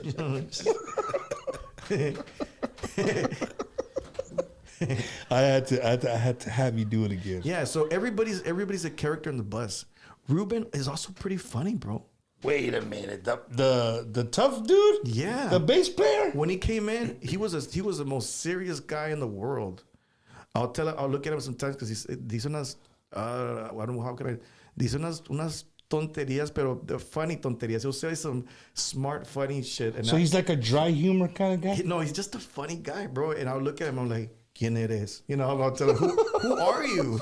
You weren't like this when you walked in. Goes, Ustedes me hicieron así, dice. I remember one time we went to we had never gone to a theater where they served food, and it was such a big theater, and we were watching a movie up in Casablanca here in San Antonio, Texas. We had extra days off, so we went to go over there. And we were sitting there, and he's a Robles. His tios are Salomon Robles and Eliseo Robles, right? And watching the movies from like some type of alien, the black thing that lands in the middle of, I don't remember. Did you ever the watch black one with the teeth? No. Venom? No. It's an alien that writes things on a glass wall, and it's giving out signals. It spurts out signals. Well, anyways, we're watching that one, and it's just starting. I'm going to tell you two stories. I'm going to tell you two good funny stories. Since it's Christmas and all, right? Because I'm going to tell you two stories. One of Ruben and one of favorites of Checo. No, of Ruben. Ruben's favorite story that he likes for me to tell people. Okay. The first one, we were there, and Ruben has a deep voice. So I'm like, he tells me, oye, eso todo lo que está pasando ahí. And I'm like, shh. I'm like, Ruben, ¿qué pasó? Hablo muy fuerte. And I go, yes, Ruben. Like that in the theater, dude, and it's full? It's because he was so loud, dog. It got real quiet. He goes, oye, no entiendo. ¿Qué está pasando? ¿Qué es lo que pasa? That was Ruben. True story, man. That was a true story. But his favorite story was of one that I told my stepdad. I loved my stepdad. I'll love him till the end of my days. I hope that I see him up in heaven. My stepdad was a good man. His name was Gerardo Ruiz, Hermano Ruiz. I never even got to call him dad or anything else. I just knew him as Hermano Ruiz. With him, I learned how to play all the instruments. He would play the bajo sexto at church, and I would play the bass, I would play the drums, and he'd never judge me. He just always wanted me to learn, and he was always grateful for my presence. I started off with him with pots and cans, and then went into my adulthood, and then I was just always grateful for them, and he took care of us. But yeah, once my father passed away, him and my mom got together, but it was years apart, and he was just such a good man. But the story that I told Ruben one time was, one time I went to go see. Remember when that movie of Jesus Christ came out? The Superstar of Christ? Passion of Christ. Passion of Christ. Mel Gibson. I had never. He's not Mel Gibson. It's el otro vato. Go ahead. You have to put the story in a reel because this is a true story. I took my stepdad and my mom, and this was their very first time in a theater. They had never been in a theater. My stepdad and my mom, They had never been to a real theater, and I wanted them to take them because they're so. My mom and my stepdad were so religious. Yeah. So I said I want to take them to go see the Passion of Christ. If you remember the Passion of Christ, it was like in another language, and so I tell them, Mom, hermano Reyes, I go, pero acuérdense que la película es en el lenguaje verdadero. I go, it's the original language in which they're talking in. He goes, oh, no está bueno, nosotros sabemos. Like, they knew everything, right? So then all of so there's a part in the Passion of the Christ. My stepdad was also a pastor. He was a pastor, but he was also a musician. So my mom and my stepdad were sitting all together, and I don't remember who else was with us, but we were watching the movie. And I remember that I was telling Ruben after that night at Casablanca, I told him the story, and he like loves this story because he said he could imagine it. So then all of a sudden, there's a part where like the devil comes out. The devil comes out in the movie, and the audio inside the theater changed, and it feels dark and everything. And then my stepdad in the middle of the movie goes, "Hallelujah!" You know? I'm like, my eyes open this big, and I'm like, and I just did because he comes from that family. He was just that. But he was serious. He was super serious. He goes, "Te reprendo, demonio," dice, and I'm like, I started feeling the heat because I was like, he was really into the movie, and then all of a sudden, you know, when they show the part where Jesus is walking with the cross, hallelujah, gloria a Dios. And I'm like, oh my God. I would tell him, hermano, es una película, hermano. Hallelujah. I love my stepdad, man. He was such a man of God. Yeah. But he had never been in the theater, so everybody turned to look at where we were at. It was like this, and I was like, oh, God bless his heart. Dude, man. When I see that movie, I try to watch that movie at least once a year. And when I see that movie, I'm gonna be in that moment. You're gonna be in that moment with my stepdad. Somebody's gonna say. Yeah, man. True story, man. That's crazy. And my mom would just go like this. Lily, and then I asked her, Mom, ¿qué tal te gustó? And then later on, I must have taken her I've taken her 3 times to a theater, and it's always been like good movies or movies that are in Spanish or whatever. Yeah. But she likes to watch other stuff like Pedro Infante and the things that come out still on the old Chente movies. Yeah, the old. You know, in Beeville, since you guys again speaking about Beeville, you're going to be there tomorrow. Beeville, back in the day, if you ever get to go through the downtown, there's an old movie theater. It's still there. For years, they've been trying to revamp it and open it back up. It's called the Rialto. Oh, the Rialto. There's one in Sinton. There's one in Beeville. Like a few, and they're just from Mas Antes, right? Mm-hmm, They're just an old movie theater. A very famous name too. And so I remember my grandmother and a babysitter that we knew, they would always go to those movies. Mm-hmm. And if they would take you, you'd be like, oh, man, you just go for the popcorn and the pickle. And there was Vicente Fernandez. They would play all the Spanish flicks. I didn't know you were going there with that. Yeah, bro. But again, because your mom said that you watched. Before I forget, I gotta share another story with you that nobody knows. Oh, here we go. I'm gonna tell you my story real fast, but it's because I want to give away all my stories. Okay, I'm gonna give you this. When I was little, I come from a Pentecostal church where. I mean, there was a lot of things going on all the time. It was like heavy worshiping, and I don't mean that in a bad way. I just mean It's just it was lit, right, at my church. And every once in a while, our church was so small that they would put together 2 other churches together, and they would bring a van, and all los hermanos would get off at the church. And so 2 different vans of 2 different churches would come. And then a month later, we would be one of the vans that would travel to their church. And we have one giant service, right? Well, so then one time there was a 4th van that came. And the 4th van that came with 2 vans. And it came with the pastor that he was very, what's the word? Colorful, very passionate. Hands-on. And we were always the drummers. He was the guest speaker at our service of all the todos la iglesia. So Back in the day, do you remember Joseph Scott? Joseph Scott was my bass Your, player. your bass player, yes. El güero que The estaba güero. alto. El güero que estaba alto. Okay, so we were the musicians, and I was a drummer. My stepdad was the bajo player, and he was the bass player. And we'd be playing songs, and then all of a sudden, towards the end of the service, el hermano decía, que pasen todos, que forman una línea, vamos a orar por todos, and I'm going to pray for each and every single one of you. And I'd be like this playing, boom, tap, Alleluia. And we'd be playing, they'd be singing, and all of a sudden this hermano would just tap them, and boom, pass. They would pass out. Everybody, boom, and if you didn't pass out, he would be, and he said they'd fall to the floor, boom, and everybody. And then here comes my mom, and I'm like this. And then they touch my mom, and my mom goes down. I said, wow. I've never seen anything like this. This is. And you're trying to keep to peace. Yeah, I'm just like this. I'm like when my mom fell, I'm like this. You gonna get up? Like I'm like, wow, you know, like this is. Yeah. Y lo que le hace el hermano, the pastor goes, que pasen los músicos. I'll never forget what I did, dog. I swear this is true. Joseph looks at me, and I look at Joseph, and he goes, que pasen los mijos, vengan, mijo. Vengan.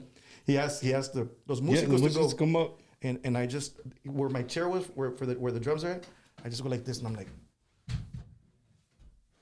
he goes, no, mijito, venga pa' acá.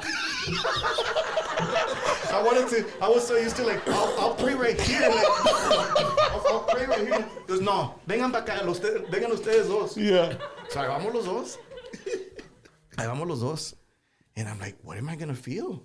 Because everybody here is like I don't mean to be disrespectful. Yeah, no, I got you. We're with you. I was super young. I did not know what was going on. I didn't know what to feel or anything. I was just like, I was not expecting this. So then I'm like, he goes, and he starts praying for me, and then he pushes my head, and I'm like, he goes, and he pushed my head, and I didn't want to fall. I didn't want to fall because I didn't feel anything. I didn't feel like falling. So he kept going, and he kept going. Eventually, one of the guys put his foot behind he put his leg behind mine, and he went, a huevo me caí, and I'm like, and I fall down on the floor, and I just turn my face like this, and I open one eye like this. Because I want to see what's going to happen to Joseph. I'm like this. I'm like, what happened? Like, so then I'd see the minute they touch Joseph goes down. Boom, se cae. And as soon as Joseph goes down, we're both on the floor.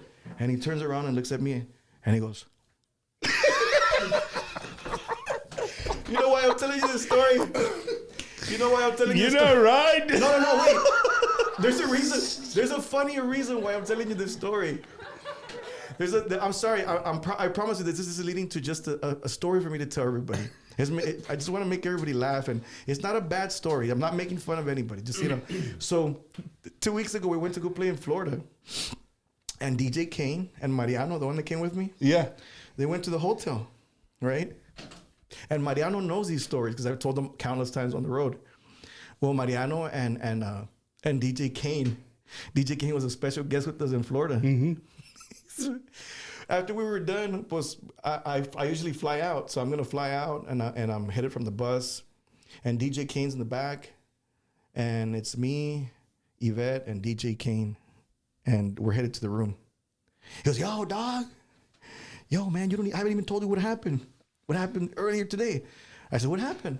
Man, me and Mariano we just got off the elevator, and there was some cool dudes there talking to us. Hey, man, we're gonna have service here later on.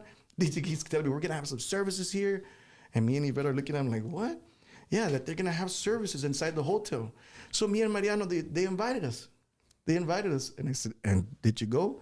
He goes, yeah, man. He goes, but so now Mariano's telling me the story. Yeah, so then Mariano goes, yeah, so we both win. He goes, so then this is on account of Mariano. Mariano he plays keys with us. Yeah. I said, Mariano, yeah, man. Me and DJ we're standing there, and we felt good. We felt good at the beginning, but then they asked us to come to the front so they can pray for us. So I closed my eyes, and when I opened them, DJ Q was on the floor. Con los glasses y todo.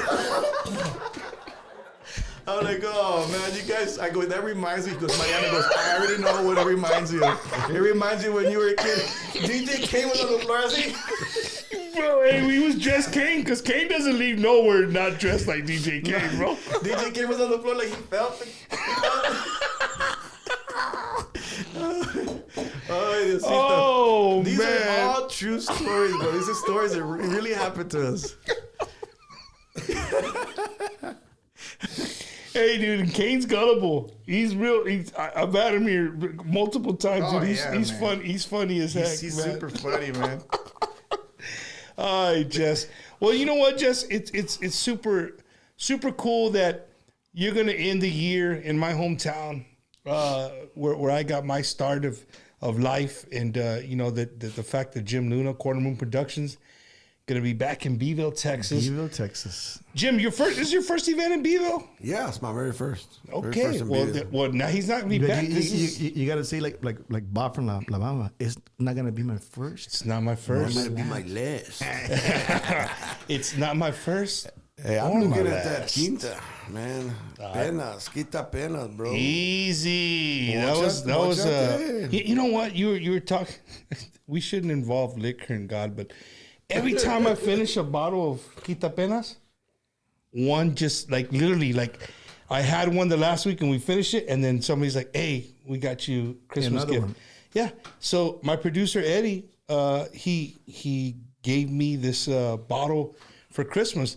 The rumor on the street is that there was one about 4 times this size. Wow. But it fell and broke. What? Can you attest to that, Eddie, or no? That's what happened. I have a collection of bottles. I have some of the most expensive tequilas. I have some of. But do you drink? But you don't have money to buy. No, calm down, everybody. Calm down. I said I have some of them. They were all given to me at weddings, and I've collected them over my 25 years. I have some Don Julio. What I don't even know what they are because I don't drink them. And here you go, and this is worth $2,500. Okay, I mean, I don't drink liquor, but I'm just gonna put it in my. So I have them in my cabinet. So when you have parties at your house, you don't bring them out, or no, I don't drink. I don't. You don't party at your house. No, I just don't. I mean, it's very rare that I drink, man. I have to. It has to be like in a. For example, like last year, I didn't want to drink. I'm gonna share this story. Here's another story for you. Oh my God, I go from church to like being horrible. Don't worry, the Virgen de Guadalupe is right behind you. And look at her, she's looking at me cheating. So then last year, or I think it was last year. Last year, we went to Promotores Unidos up in Las Vegas, and I was with Fernando from Grupo Duelo. Yeah, with the manager. And we get to where everybody's vibing, everybody's talking. I saw Michael Salgado there. I saw Ben from Solido there. No, we're all talking and he tells me, so Bumper, I don't know if you're near or not, but I have a very high tolerance for liquor. Why do you roll your eyes? Why do you roll your eyes? Because a high tolerance for liquor. Do you want me to call people or what? Well, no, I don't want you to call nobody. But what is considered? I don't know. So you can just. So what you're saying is that I don't. When a normal person drinks liquor, you're fine. You can drink that much and you're good. Look, I have a certain condition. I've talked about it on certain interviews, but I won't say it again. I'm not going to repeat what I have a certain type of condition. I want to think that because of this condition, that it takes a very good while for me to even feel something, and I'm like. I don't like to drink, period. I don't like it. I'll do it if it's somebody's birthday. I'll do it if it's meaningful and we're just gonna take one and it's like, hey, salud, orale, salud. But other than that, son contadas. This year I can tell you, last year I can tell you it was one in Austin. And I because for one, I'll even tell you my reasons. When it was in Austin, the people los sentía medio apagados. So I said, yo me voy a prender solo. I mean, I just, and then once I got lit, everybody got lit. Everybody got lit. Yeah. Do I want to do that? No. And am I embarrassed about it? Yes. But, it doesn't hurt every once in a while. Yeah, for sure. Let loose. So when we were up in Las Vegas, estábamos yo y Fernando, and we're like, no, que las fechas, y que signo y duelo, y que vamos a hacer, because we're going to be working very closely with Grupo Duelo this coming year. We're also going to be working together with Aaron Watson this coming 2025. We have a lot of things coming. We're celebrating 25 years, and we have a lot of collaborations that are coming. We have a lot of things coming. You said Aaron Watson. Aaron Watson. That's right. Yeah. I have a lot of things coming. A lot of things coming. Probably by the end of January, we'll have our first single, and you're going to be very surprised. But I was with Fernando, and we were talking. And one thing I tell him, he told me, ¿qué vas a tomar? Le dije, no, yo no tomo. ¿Qué vas a tomar? Le dije, no voy a tomar. Y le hace, ándale una. Le dije, no, hombre, le dije, no me hace nada. Le dije, I have a high tolerance. Y le hace Fernando, yo también. Here we go with the macho stuff. And One for one, baby. Let's go. And I'm like, Fernando, le dije, you can't hang. Le dije, maybe, le dije, I don't like to drink. And if you make me drink, I'm gonna make you drink till you throw up. Because I'm like that. I'm evil like that. If you make me drink, I'm gonna make you pay. I hate drinking. Like I don't like it. So, ¿qué me dice? Le dije, you don't want me to drink. I'm a monster. Y me dice, soy tu papi. Le dije, sí, cabrón. So, we drank one round, and I said, another round, 2 rounds, 3 rounds. Maybe Michael Salgado came in, came out 3, 4, 5. Ernie came in for like the 6th, 7th. Hey, 8th. and Mike and Ernie can drink. They can hold their own too. The only one I'd be scared of is Ernie Salgado. Oh yeah, I'm scared of that guy. I wouldn't even tell him I have a high tolerance. No, man, I just don't want to drink, period. I don't want to drink with you, Ernie. But I was on my 20th shot, and I'm literally just getting my first buzzing, and I'm laughing. I'm laughing at everybody. I'm sorry. I'm like that. Estaba bent todo. Everybody was messed up. Like, like this. I'm just like, but not in a bad way. I'm just like, I told you guys that I don't. Yeah. And he was like, oh my God, how do you drink so much? Okay, are you okay? I'm like, yeah, I'm fine. Like, I mean, look at me. So I have a video of it. I go, keep going. It's 25.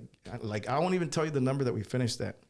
I want to know that your tab at the end of the damn. No, Fernando was paying for it all, so it didn't. Fernando was paying for it all. So by the time I knew it, like I said, I was like, I don't remember. I'm not gonna say the number because I don't want to scare anybody. And I'm not saying that. Jesse Turner can drink. No, I don't like to drink. I'm telling you, I don't like to drink. But tomorrow in Vivo, I will. Let's go.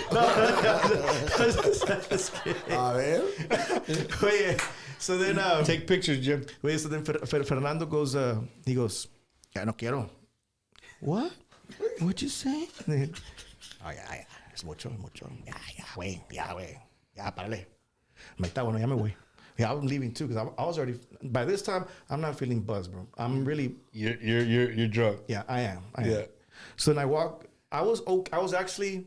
I felt like I was buzzed and not drunk, but the minute we stepped outside of the hotel and the air hit me, I'm like, whoa! Se me mareó todo. All of a sudden, I felt, whoa! Like I need to get to my room. Yeah. And as soon as I got to my room, I went to sleep. And as soon as I fell asleep, like 6 hours later, I was just super thirsty. You thought I was gonna say I was throwing up, right? Yeah. Nah. Let me tell you a different story though.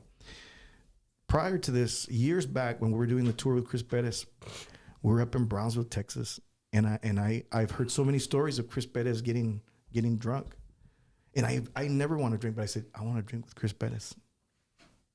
Jesse Turner, want to drink with Chris Perez.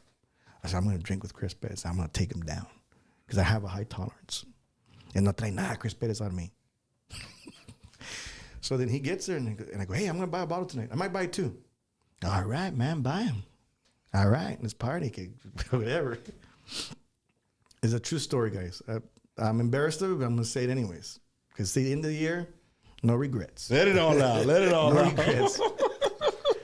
Oye, pues oh, man, it's so horrible. Okay. So we're up in Brownsville, Texas, and we're playing at a place called La Capital. And hombre, que empiezo, before the show, ándale, let's take another one. I'm the super instigator. Let's take another one. And, all right. And you're playing that night. Yeah, and he's before the show. I knew he was not going to do anything, so we're like on 10 shots. Boom, boom, boom, boom, boom. He had a whole bottle. And then we get on stage, and I'm still going, and I would send one to him, and he'd be like in the back. And then we kept going and we kept going. And then he gets on stage and he plays all the Selena songs and plays a bit of La Que Duele. And then I grab the bottle and I'm on stage. I'm like this on with him. So when I do that to him, when I do this to him, he starts going like this. And I'm like, oh shit. I go, he don't want no more. He's like, he goes like this. And he goes like that. He goes,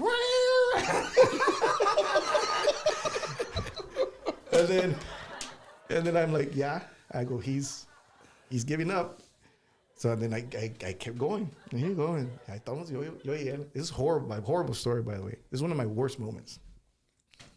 So then we get out of there. And we get into the bus. We take the party into the bus. There's a Jack Daniels sitting in my room that somebody else gave to me. There's another bottle of somebody, I don't know what it was that they gave to me. And the owner of the club, hey, ¿qué onda? ¿Qué necesitan? What do you guys need? And so we're like, lo que quieras traer, ¿verdad? No, que vamos otro shot. He was, I guess, because we were drinking, the owner was drinking too. One drink too, yeah. Yeah. Una foto con Chris Perez y contigo. So then we're in the back. I told Chris, please, Chris, don't ever say the story. We're in the back drinking. I'm looking at him, and he's just like, yeah, man. So then just the super chill guy that you see, that's really Chris. Yeah. So I'm like, what happened there? I go, how are you feeling? I saw you go like this up on stage. He goes, yeah, man. I was saying like, yeah, bring it on. He said, yeah, bring that, like, but you were dirtying my guitar, bro. Yeah. You were pouring it all over my guitar. At least pour it right. I'm like, oh man. I thought that was. So then I was like trying to go so fast to get him there that Checo was crossing him by, and he was smoking a cigarette. Checo was. Yeah. Go ahead, give me some. Let me smoke some nice cigarette. Checo goes, no, dog, that's not you. I said, no, just give me a. Bro, I don't know. I had never heard of such a thing called a fade. My equilibrium went like this. All of a sudden, the next thing you knew, like not even 30 seconds later, I saw the bus like this. Even though I was standing like this, the bus felt like it was like all like this. And the room was like this. And then Chris goes, are you all right, man? he goes, hold on.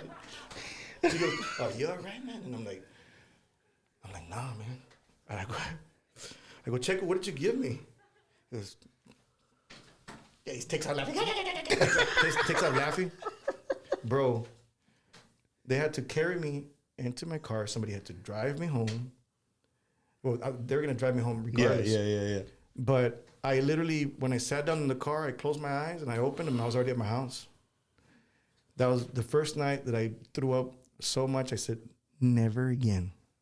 I hadn't done it again since Vegas, like last year. So Chris Perez got you. He beat you. Oh then. yeah, man! That following week we were in Rockport, or was it Angleton? Oh no, Rockport. Yeah. Yeah, we showed up at Rockport. Yeah, we showed up, and that's right. And I'm talking to Carlitos outside, and I go, "Hey man, what happened after I left the bus?"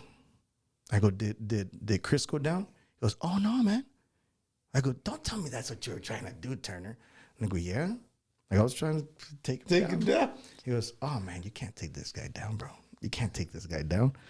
I go, "Well, when he was going like this, well, yeah, he was telling you he wants more. He's having a good time. You're dirty." He said the same thing.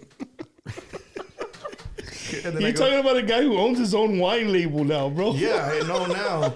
And then he goes, "Yeah, bro, we did that guy. You remember the Jack Daniels that was still there? He still finished it that night." I'm like, "Dang." I'm like, "All right, man. I will never ever drink with Chris Perez again." That's all. That's the one thing I love about Bumpers Wacky Wednesday. You get these guys. You never know the stories you guys are going to hear. And Jesse, as we come towards the end of the show, I want to first thank you for your friendship, brother. You're welcome. And thank you for the years and years of awesome music. Awesome music, brother. And I know 2024 was kind of hard on Grupo Signo and Jesse Turner, but I got this funny feeling that 2025, with some of the names you just threw out and some of the stuff you're gonna do, it's gonna be super cool, man. I know it. I didn't know. You know what? The fact that you said in 2020, like, hey, not too many people saw it. I was like, oh, you were right. You know what I mean? Look, let me see if I got a. I remember exactly what you saw. This is. Let me look for it. And this is the only guy that has probably thousands of pictures, and he could. Oh, let me find this. And boom, me. It takes. Eddie says, "Hey, show me this," and it takes me 30 minutes to find. I gotta open the map. I think I took it here. I'm pretty good at finding stuff. I'm looking for the one picture that I really want to show you. Hold on, let me see if I can find it.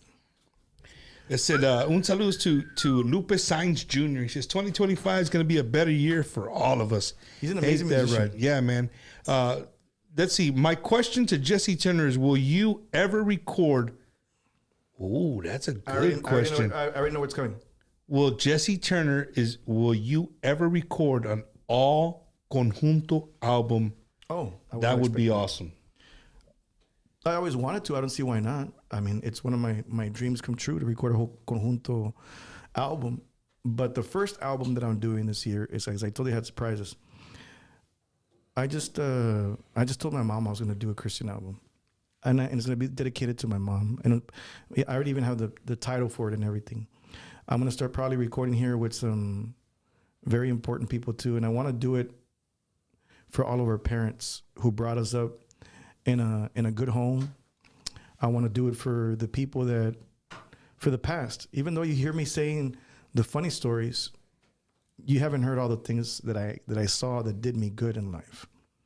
All the things that I went through in church helped me build character. It helped me how to respect. It helped me how to hold my palabra de hombre, being a man of his word. It helped me be accountable. It helped me be understanding.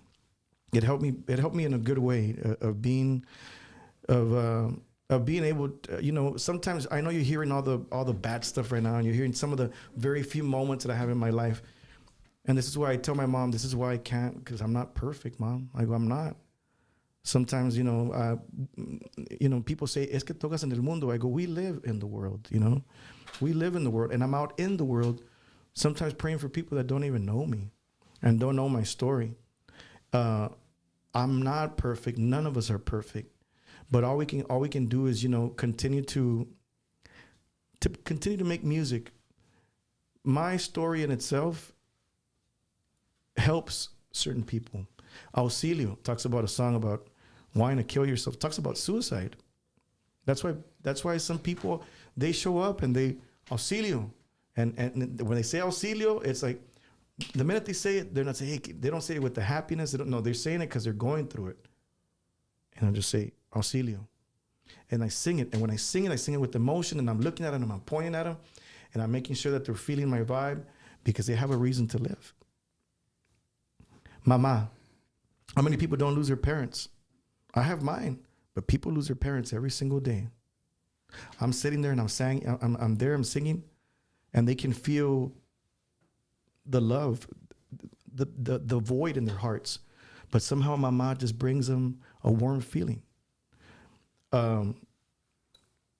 Even being upset with somebody, like ya no me importa, or estúpida, or not having any faith in anything, or believing in something, like yo te esperaré, believing in something. At the end of the night, you're going to end up going home very happy, filled with good emotions. And that's all what Signo stands for. And that's why we've been around for 24 years, and we're about to end it here and say 25 years, starting Wednesday. We'll be able to say we've been around for 25 years. It's amazing. Longevity. A lot of bands just want to, some bands come and some bands go. But we've been one of those, we've been one of the few that were able to say longevity. We've gone through some of the most hardest things in life. You're talking about my son, equipment being stolen, people stealing from me, just you name it, it's happened to me. That's why it's so easy for me to give advice to young people. It's easy for me to give advice to my friends, to the people that I care for, the people that I love for. I tell them, man, don't get caught up in the fame. I sometimes see people change. I see people where their heads blow up, thinking that they're bigger and better and they can. Adelante, échale ganas. Pero así como subes, así vas a bajar. I prefer to be right here. I prefer to be your friend. I prefer to think I'm nothing special. The only thing that's special about me is my way of thinking and the way I hold myself as a man and accountable for anything. That's the only thing that makes me unique. I tell people, you can be the most talented person in the world, but if you carry yourself with the wrong attitude, you will get nowhere. If you let greed into your heart, you will get nowhere. Doors will close. I said, if you just handle yourself with so much love and care and honesty and transparency, you'll get further in life. How do I know this? Because I've been doing it for 24 years. Voy a cumplir 25 años. 25 years of doing this. What's my advice for the people that are coming up and going, the up and coming people? Don't do this because you want to be famous. Do it because you really love music. Don't do it just because you want to get up on stage and have things. You just want it easy. It shouldn't be easy. It's hard. It was hard for me. It should be hard for you. It's not just a walk in the park. It's called life. It's called life. We got to get up and fight each and every single day, regardless of the battles that are there. Battle for peace, battle for love, battle for kindness, battle for those that are less fortunate, help those, protect those that are in need. And just really, that's what gives you, bro, I can honestly tell you, I'm not an amazing guitar player. I'm not an amazing accordion player. But when you put my beautiful light behind it, it makes it I feel great. I feel good. I've done this for 24 years. When you ask me, what are your dreams? What's left for you to do? Nothing. I've done it all. All my dreams have come true. I wanted to play. My dreams were to have a bus. I was able to, at one point, to be in 3. We're in 2. And a Sprinter. My dreams were to play in front of 300, 400 people in a church. We started off in 2004. We played in front of 80,000 people in Puebla. We've played in Photosol for 101,000 and some odd, where they have Formula One. We've played for 100,000 people. It was just like, it was like Metallica sort of thing. We played at the NRG Stadium where we broke the record in the year 2018. The Go Tejano Day. Go Tejano Day. We broke the record for at least for a year. It doesn't matter that somebody came in and broke it afterwards. That doesn't matter. The thing is that we did it at one point. We've done there. We've been to the top. We've been here, and we're still here, and we're still relevant. And this 2025, I want to wish you and each and every single one of you the best of luck. Let's push each other to be better, to be better human beings, to be a better father, to be a better parent, to be a better son, to be a better anything. To always let's look forward to success, and remember that success is not handed to you in a gold platter. No, you got to get up and you got to work for it. You sometimes say, God, no. God only does one thing. God only has installed inside of you for you to make your own decisions, to go left, to go right, to go up, to go down. It is up to you to get up each and every single day and fight for what you believe in. It's either you want it or you don't. And I'm wanting it each and every single moment of my life. I'm grateful for each and every single one of you that's watching, and for whoever's watching this later. I'm always grateful for every one of you. For every applause and every time you sang with me, it's recorded here, and it's forever here in my heart to the day I die. Each night is special to I don't need to die to go to heaven. I find heaven every single time that I see my mother, my son, my family. I find heaven every time we have a conversation. It's that I'm able to laugh and enjoy life. I find heaven every time I'm on stage and I'm able to perform for each and every single one of you. Thank you for the 24 years that you've given me with Signal. And thank you for the rest of the years that you've given me, that we've been friends, or that for some reason life has taken us in different roads. I'm still grateful for you. I wouldn't change anything in my life. I'm thankful for this moment. I'm thankful that I'll be in Beeville, Texas tomorrow. I'm thankful for this 2024, but it's time to say goodbye. Dang, hey, Jess, I know your mom wants you pastor, but hey, mayor, algo, güey, city council, algo for the people, bro. No. Again, just thank you from the bottom of my heart, brother, for spending the last day of 2024. And again, a roller coaster ride, just like you said. You know, we go to your concerts and you take us on a roller coaster of a ride. 2024, I think, for Signal was a roller coaster of a ride, man. Yeah. So we're looking forward to 2025, and I want to leave you guys with this, right? For 2024, we're going on over 4 years, almost. We're coming up on our 5-year anniversary of Bumpers Wacky Wednesday, and you said a word earlier that just I've been saying it for 4 years, right?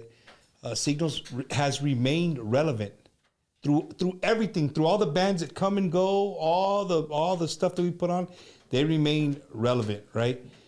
And here at Bumpers Wacky Wednesday, me and Eddie, that's our job. We consider it our job. Our job is to keep our genre, our Tejano, our cultura, all of it, to keep it relevant, right? And it's up to you guys. It's up to you guys to go out there and support wherever, whether it's a concert tomorrow in Beeville, Texas, whether it's a festival here in Brownsville, in the Valley, in San Antonio, wherever the case may be, wherever there's Tejano music, conjunto music, any part of our cultura, it's up to us to go out there to continue to support people like Turner, right? Grupo Signo, all the bands that are out there doing it, whether they're big bands, little bands, you know, it doesn't matter. It's our job to go out there and support them because that's who we are. Right, and make sure that if your young kids can go to an event, make sure you take them. Right, play the music for them. I promise you, this is one band right here that gets kids from 1 year old all the way up to 100 years old up and moving and singing music. Yeah. Right. So you know, again, it's up to us as if you're a parent. It's up to us to continue to teach our kids our culture, man. So that's all we're trying to do here on Bumpers Wacky Wednesday, right? Is to keep our culture relevant. And I want to thank everybody for tuning in every single week, right? We 52 weeks this year. We got 2025. I think Eddie, what are we booked? All the way through March already? So we got big shows coming your way, big things coming your way. And I want to thank you from Bumpers Wacky Wednesday, from myself, from Eddie, for continuing supporting us, to all our sponsors. Sometimes we get into great conversations, Eddie. We run out of time to put up our sponsors, but 2025 we're gonna work on that.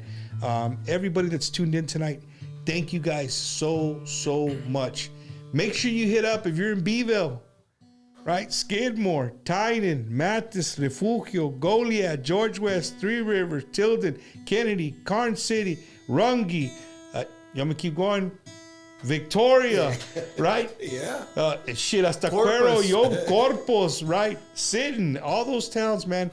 If you guys are looking for a good time tomorrow, you want to laugh with our good friend Happy the Clown, and then, you know, you want to end the night, you got to have some badass conjunto. The conjunto cats bringing their flavor of conjunto to Beeville, Texas, to Art and Zeke, all the guys, right? And then end the night with this guy right here. It don't get no better than that.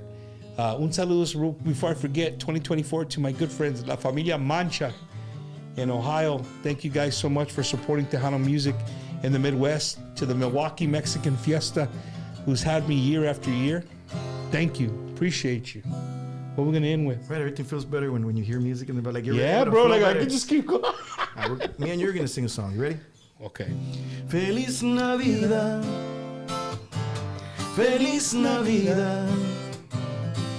Feliz Navidad, próspero año y felicidad. Feliz Navidad, feliz Navidad, feliz Navidad, próspero año y felicidad. I wanna wish you a Merry Christmas. I wanna wish you a Merry Christmas. I wanna wish you a Merry Christmas from the bottom of our hearts. I wanna wish you a Merry Christmas. I wanna wish you a Merry Christmas. I wanna wish you a Merry Christmas from the bottom of our hearts. Feliz Año Nuevo. Happy New Year to each and every single one of you. De parte de tu amigo Jesse Grupo Signo. Que Dios los bendiga. We'll see you guys Wednesday. 2 days. We'll be here live. We'll see you in 2025. Check us out. Peace.